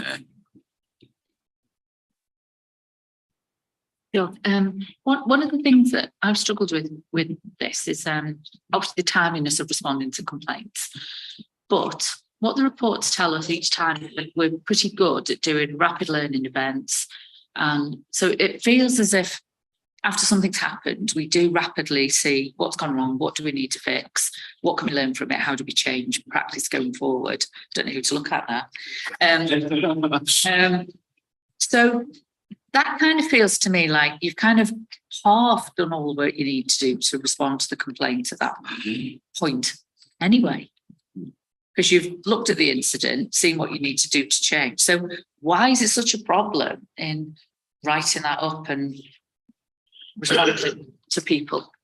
Can I come in? Certainly, Angela. Thank you. So I think we do the rapid learning panels and those around incidents that have occurred. And I think you're right, we are doing that investigation. And I've had a conversation with Welsh Government colleagues around us utilising the mortality reviews and those reviews that we're undertaking to get that information ready for investigation responses. From a complaints perspective, we don't have those rapid learning reviews. The complaints coming from an individual post and coming into out of the organisation maybe might be considerable amount of time afterwards, and then we direct it through to the department to ask them to get the information. Again, I think we are wasting some time because there will be that review by the team and then it gets taken away to do some more work with it. So I think we've got some streamlining we could do around those to reduce the time it takes, and there's some different ways of working, certainly around the incidents and how we actually gathering that information. Because if you're doing a rapid learning panel and the medics have looked at the incident and have written down and summarised to me and Nick and Gareth holding those panels, then that information is actually there. Yeah, they've already had a Make It Safe, which is a very small team review, which they've identified the learning from. So as I say, we were going to be working on that as part of the work we're doing with Welsh Government and the learning framework we're going to be developing. We can look at those kind of things, and we're just sort of crafting it in the background of what the proposal would be for that to be taken. Yeah, it just sort of feels like we're not joining things together well enough. So we've got probably some people called complaints officers, and then we've got people who are on the job doing the work, caring for people, and actually there's probably some of the answers to some things, because complaints will come in later, but in many of those cases there will have already been something probably done at the time. So it just feels like that'd be part of the clinical governance review. Okay. So the patient safety report that's coming in, some of the recommendations there, some of the changes that have been put in place in the last sort of 6 months, with the executive deputy directors of nursing taking patient experience and patient safety under their portfolios, changes with Matt's role around regulation, governance assurance, etc. We'll all be pulling together to make sure that we're streamlined and we can keep on top. We have reduced the overdue complaints. So I started a year tomorrow. And when the 1st of August, obviously to start a new job. And I think my first meeting that week for the board, we had about 480 complaints overdue. We're at 263 today. We could do better. We could move faster, and we will be doing. But we are addressing it and taking it forward. And obviously, we recognise every day that we're not providing that assurance to families to give that response back is something that we're doing. So, we're all very focused, and we've put different mechanisms in place and processes now to try and help that. Gareth. Well, first of all, I just want to say that the format of the report is useful, and I appreciate the fact, if I've understood it rightly, that there's a more detailed report that goes to the committee, and then we get. So, and I think that's how it should be, and I'm sure that Russ and I will be working on that with context and people as well. Just getting a handle on the volume, it seemed to me that I think there were 300 complaints in the 2-month period of February and March. That sounds a lot to me, but I've got no idea how that compares with other health boards. Whether that is, there are an awful lot of procedures happening, so it may, in terms of the scale of activity, it may not be. But I just wondered, do we have that's another area of interesting benchmark, really. Can I just come on that? So the actual numbers that we're working with are fairly consistent with what we've been receiving for a long time. Right. A little bit lower in the last couple of months than previously. From a wide perspective, obviously we actually are a large health board. Yes, of course. But we are trying to move to those early resolutions, working with PALS more effectively, and reducing, working at the bedside to address complaints from patients and with families before they get to the point of actually being a formal complaint.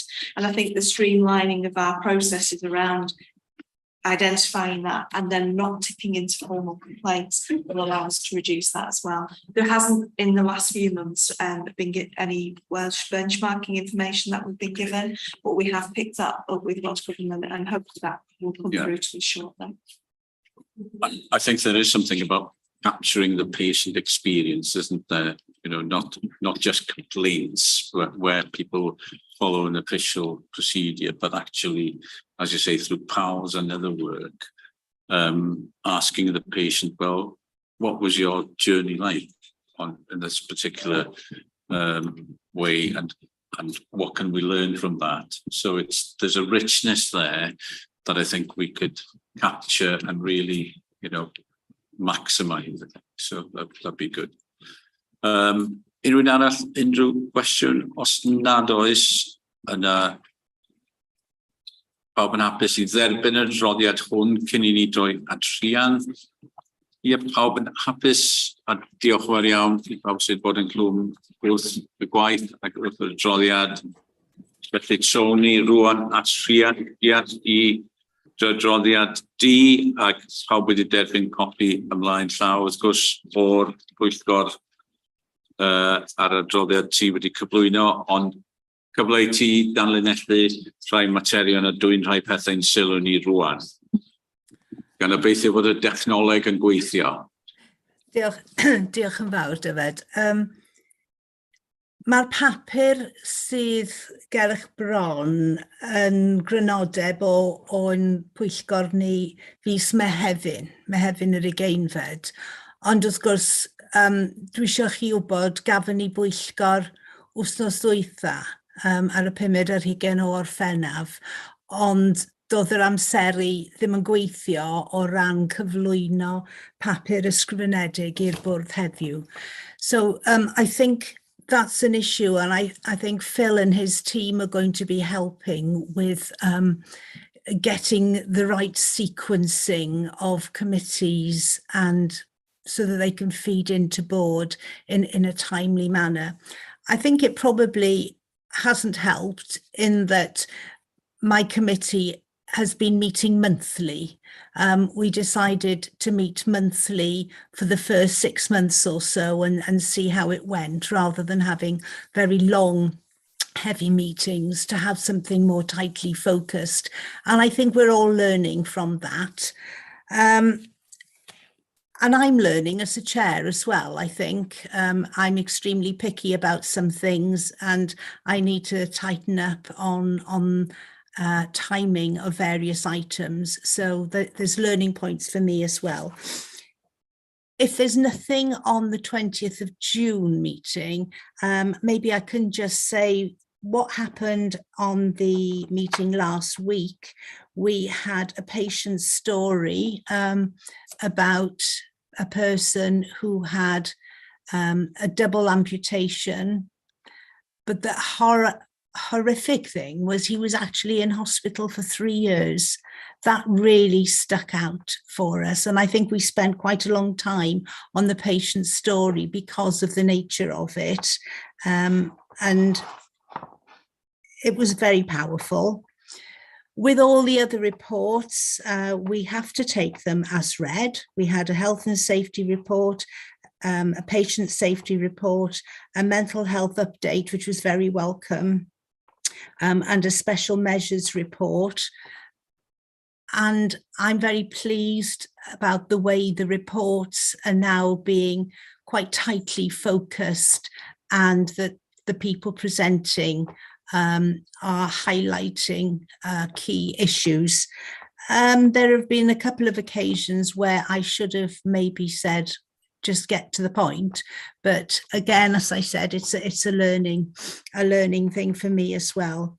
I had asked the East integrated health community for a quality report so that I could understand how what happens on the 3 major sites can be woven together, but for various reasons, leave and sickness, that report wasn't forthcoming. So I do have to express a disappointment that couldn't have been picked up, but it will be picked up for the next meeting, which we will be holding on August the 22nd.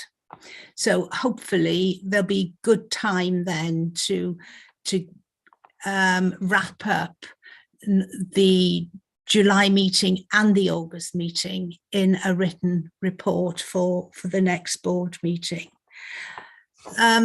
Reflections on our meeting, other people who were there might probably tell me more than I can say, but I think I've learned as a chair what things we need to maybe focus a bit more on, and I think the other members of the committee are working really well with me, and I thank them for that, and everybody really who's making such an effort. So happy to take any questions, although I'm not 100% sure that I can answer them today. Diolch yn fawr.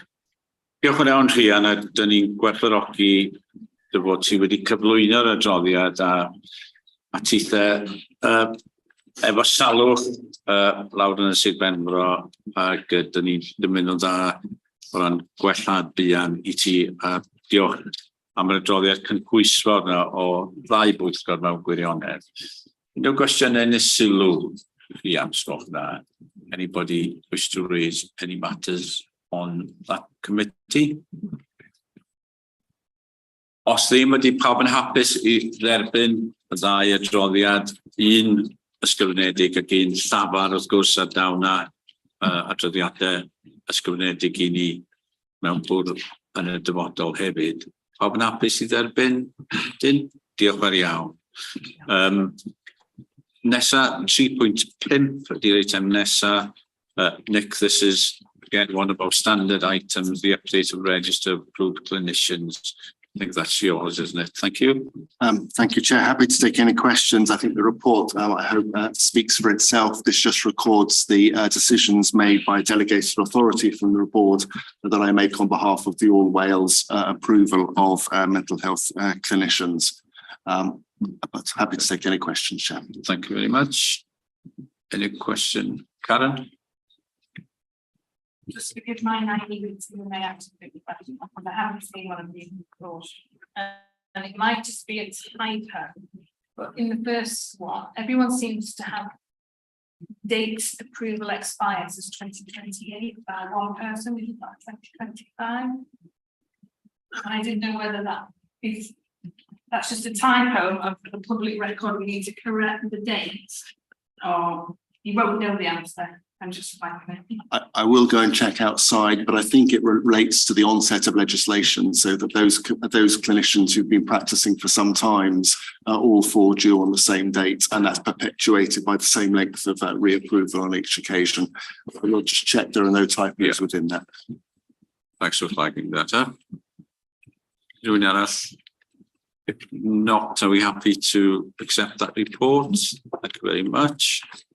3.6 ydy'r eitem nesa, cyfres o gweithgorau. There's some report from joint committees. We're keen to bring this to the board to report the work that's happening in these joint committees on our behalf. But today perhaps there's an opportunity just to give a brief introduction to it, and we'll have detailed reports coming to us later maybe. Thank you, Chair. Happy to summarise. I attended two of the joint committees in Carol's absence. The first, this was on July the 18th. The first was the Emergency Ambulance Services Committee. Most people will probably be aware that this is a joint committee of the 7 local health boards, focusing both on the emergency ambulance services, the Emergency Medical Retrieval and Transfer Service, EMERTS, relevant to our earlier discussion perhaps around stroke and timely transfer onto tertiary providers in England, and also the non-emergency patient transport service, NEPTS.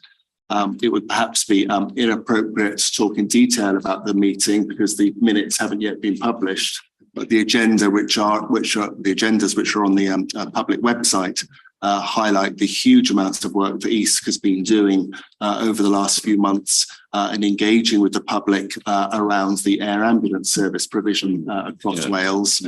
And some of our communications team have been very much at the heart of that work.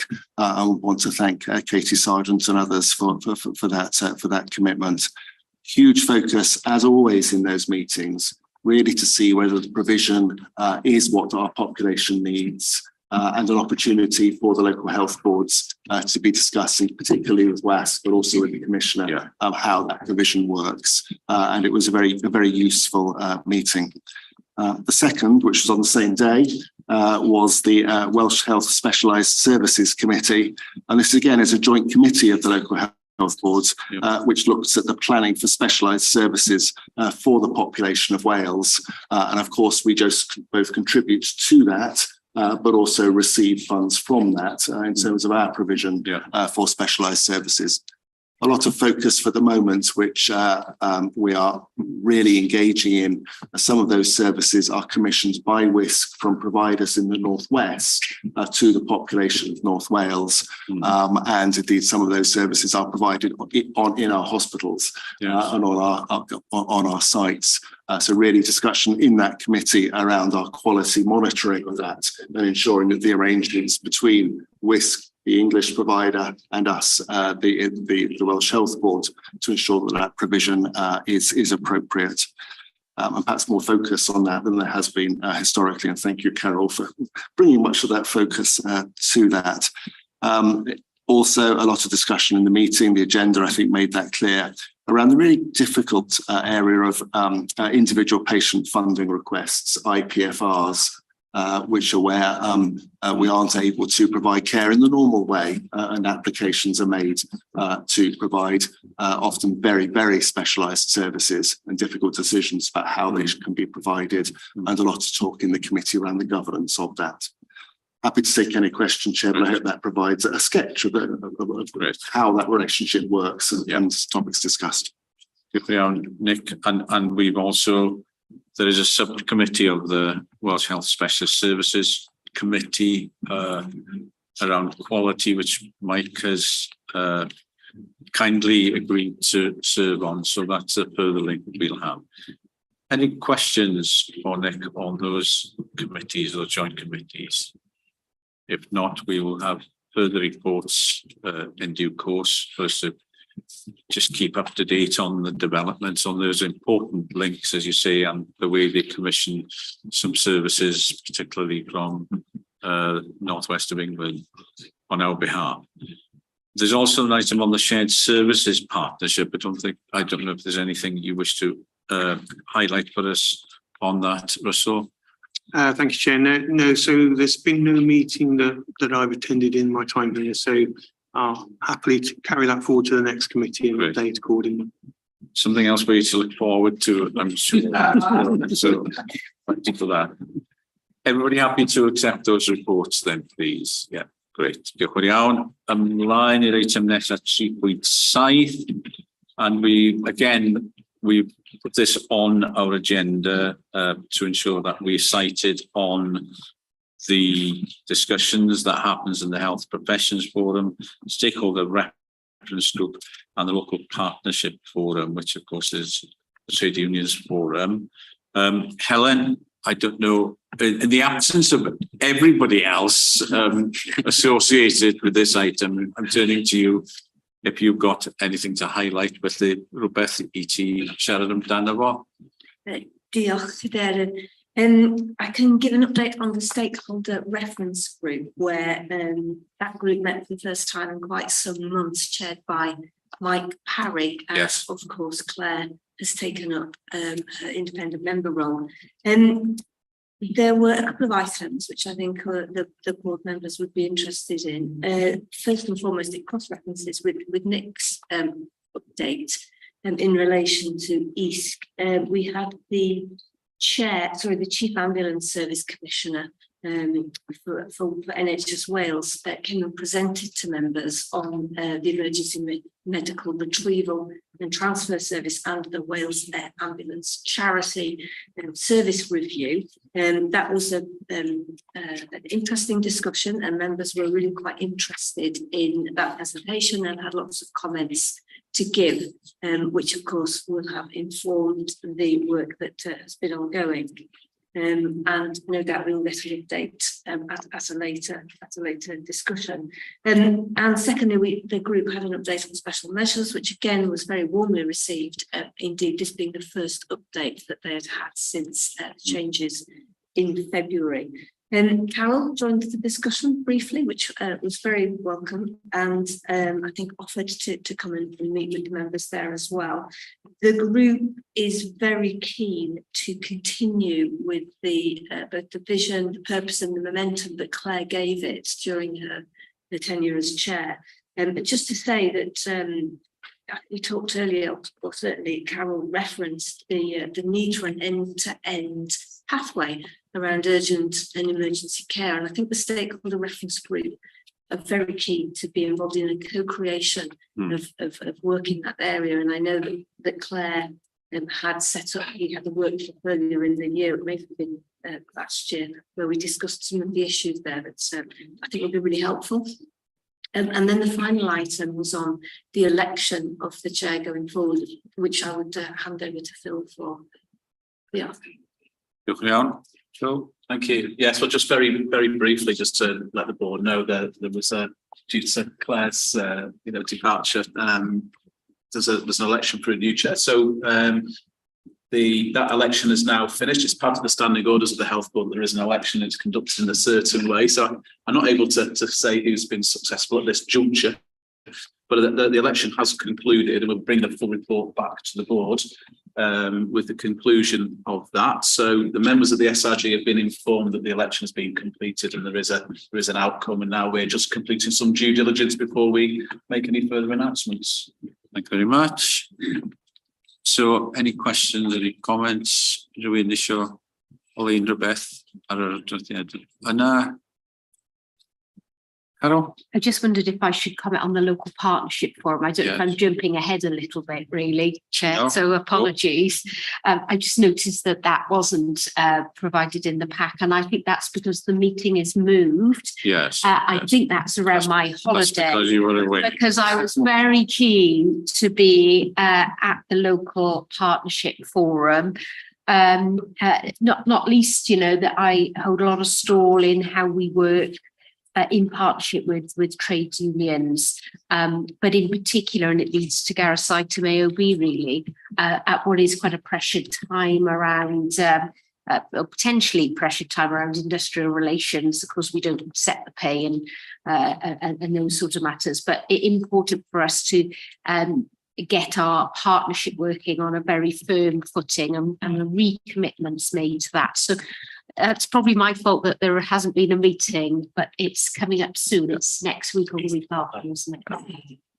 Carol, yeah, I attended a meeting, I think it was a couple of months ago now, which was very constructive, and I am aware that our union representatives are very keen to be involved in the work we're doing and to engage and to offer their experience and their insight, which will be really good. So we're really grateful for the relationships we have with them, and we look forward to that meeting.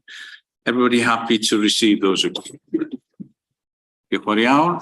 Felly ymlaen at eitem 4, a mae gynnon ni rhyw fater wedi nodi ymlaen llaw, ac unrhyw fater arall yn un sydd yn gallu golygu pob math o bethau, ond os ydy rhywun eisiau nodi unrhyw fater ychwanegol i'w drafod, mae'n dda beth wneud hynny ar ddechrau'r cyfarfod. Dwi'n meddwl dyna di'r egwyddor i ni ddilyn, fel bod ni'n gwybod wedyn bod yna angen i ni rhoi amser ddigonol i drafod y mater. Mae Gareth wedi gwneud a pwynt bwysig iawn ynglyn â'r sefyllfa gyda'r anghydfod, os dyna'r term, anghydfod gyda'r mater tal, sydd yn, dwi'n synhwylio, ddim ond yn fater am dal, ond mae'n fater am amodau gwaith hefyd, wrth gwrs, yn dydi. So, thanks for flagging that up, Gareth. Do you want to say a bit more about for many of the context? Many of the health nurses and health professionals, I know this is countries, but those have been resolved.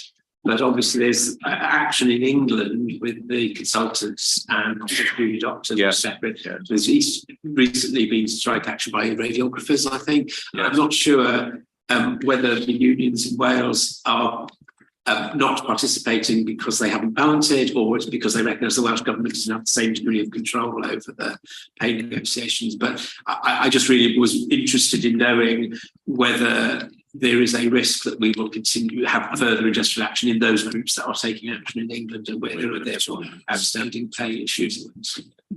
Thank you very much. So, Carol, give us a summary of sort of how the land lies at the moment. I think the Welsh government has looked to take a different approach to the government, the UK government, in terms of discussions, negotiations, etc. And Chair's absolutely right. Whilst pay is a big issue, actually it's been a much broader set of issues.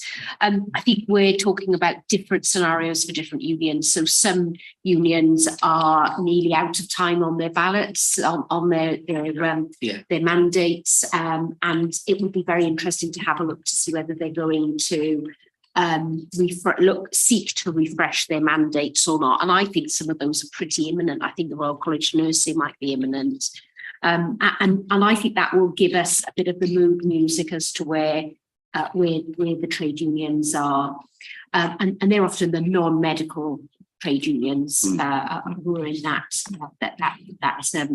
set. I did happen to bump into a medical trade union, fairly senior lead in a canteen chat when I was out and about, who, wanted to apologise profusely to me for all of the sort of rumpus, but to try to explain why doctors feel quite so grieved, really, and particularly the junior doctors and the challenges for junior doctors. And I think this, whilst pay is an issue, I think it really extends much more around the life of a junior doctor. And so I am keen. Nick and I have had this discussion about what's it like to be a junior doctor in Betsy Cadwallader, you know, what facilities do we have? How do we support? What's the quality of the training like?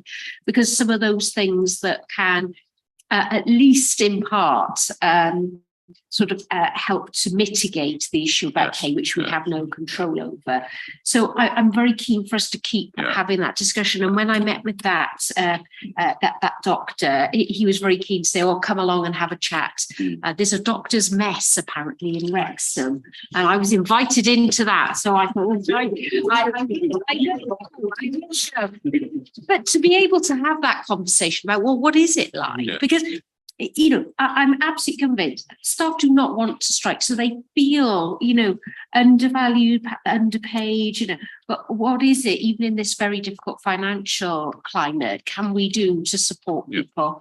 And that was the tenure of the conversation I've had as well with our trade union colleagues, non-medical. So I think there's an industrial relations at the national level, and then there's the work that we need to do. I do think that it's probably worth us reflecting now on how have we managed this industrial relations period? We have had strikes, you know, what have we learned? There's been a lot of effort going into that. And what would we do if this continued? But on the England one, I think it's probably worth us just doing a quick check with our colleagues across the border from a commissioning point of view. How many of our population's been affected by that? Clearly, my old job now, that would have been quite significant. But hopefully that's been kept to a minimum. Any patient being delayed is a regret, but we'll find out the numbers on that. I hope that helps. I'm sorry, and it might not have completely answered the question. No, I think that's useful, and I think what we've also flagged that is from all of this, our understanding of what our staff and our workforce, how they feel about things at the moment. You know, having gone through pandemic and also trying to work with the cost of living crisis, climate emergency, you know, people are under huge pressure. I think there is something about the offer we have as an employer, which is not just about pay, and that could turn actually to be one of our USBs, something that we can offer as Betsy Cadwallader, which is pay standard throughout Wales, of course, but what's our extra offer? What can we do different that will make us an attractive proposition in terms of the workplace? So we can take lots of things from it, working with our partners in the trade unions and getting that intelligence directly from frontline, I think is really useful. So thank you for flagging that up for us today, Gareth. That's the latest position, and I'm sure there'll be further developments over the next weeks as well. Felly, dyna ddiwedd y cyfarfod ffurfiol ni heddiw. Ein cyfarfod nesa fydd ar Fedi yr 8th ar 20. Y lleoliad eto yw gadarnhau, fydd y papurau wrth gwrs yn cael ei gyhoeddi ar ein gwefan fel arfer. Mi fydd na cyn hynny gyfarfod ychwanegol, cyfarfod arbennig yn mis Awst i ni dderbyn ein adroddiad ariannol, a mae hynny, dyn ni'n weddol sicr ar y 24 o Awst. Gai ddiolch i bawb sydd wedi bod yn clwm wrth y cyfarfod heddiw. Diolch yn fawr hefyd i aelodau'r cyhoedd sydd wedi bod bresennol. Diolch yn fawr iawn os ydych chi wedi ymuno ni ar-lein. Ar hynny, diolch i'r criw sydd wedi gwneud hynny bosib, criw ymwneud ar dechnoleg ar sain. Dwi'n ddiolchgar iawn i chi am eich gwaith. Pob dim wedi bod yn ddidrafferth, dwi'n meddwl, gwych iawn. Diolch i Dinos am ei gwaith hi, a diolch i Richard, Apple ac eraill am y gwaith paratoi ar gyfer cynnal cyfarfod heddiw. Ond yn bennaf, diolch i chi gyd sydd wedi cyfrannu heddiw, a diolch i bawb sydd wedi cyflwyno adroddiadau sydd yn dangos bod gennym ni waith mawr i wneud mewn sawl maes, ond bod na arwyddion o gynnydd. Ac gadewch ni gydio yn yr arwyddion hynny, yn llawn gobaith, yn llawn grwdfrydedd, ac yn gadarnhaol. Gadewch ni fod yn gadarnhaol ynglyn â'r dyfodol yn y bwrdd iechyd yma. Dwi'n teimlo'n gadarnhaol iawn. Oes mae angen torchi clywys, oes mae yna bethau anodd, ond mae yna le i ni bod yn gadarnhaol. Ac ar y nodyn hynna, dyna ddiwedd y cyfarfod a diolch fawr iawn i bawb. Gawn ni doriad i aelodau'r bwrdd am hanner awr, nawn ni ail ymgynnull am hanner awr wedi un, oherwydd mi fyddwn ni'n symud i sesiwn breifat, a dwi'n cynnig ein bod ni yn cael allan y wasg a'r craffoedd o'r cyfarfod yna mwyn i ni drafod materion yn breifat. Yn unol a ddeddfwriaeth 1960, y ddeddf yn 1960, adran 1, cronfachau 2, os ydych chi eisiau gwybod beth yw'r ddeddfwriaeth yna, ond dyna beth dwi'n cynnig, ydy pawb yn hapus i dderbyn hynny.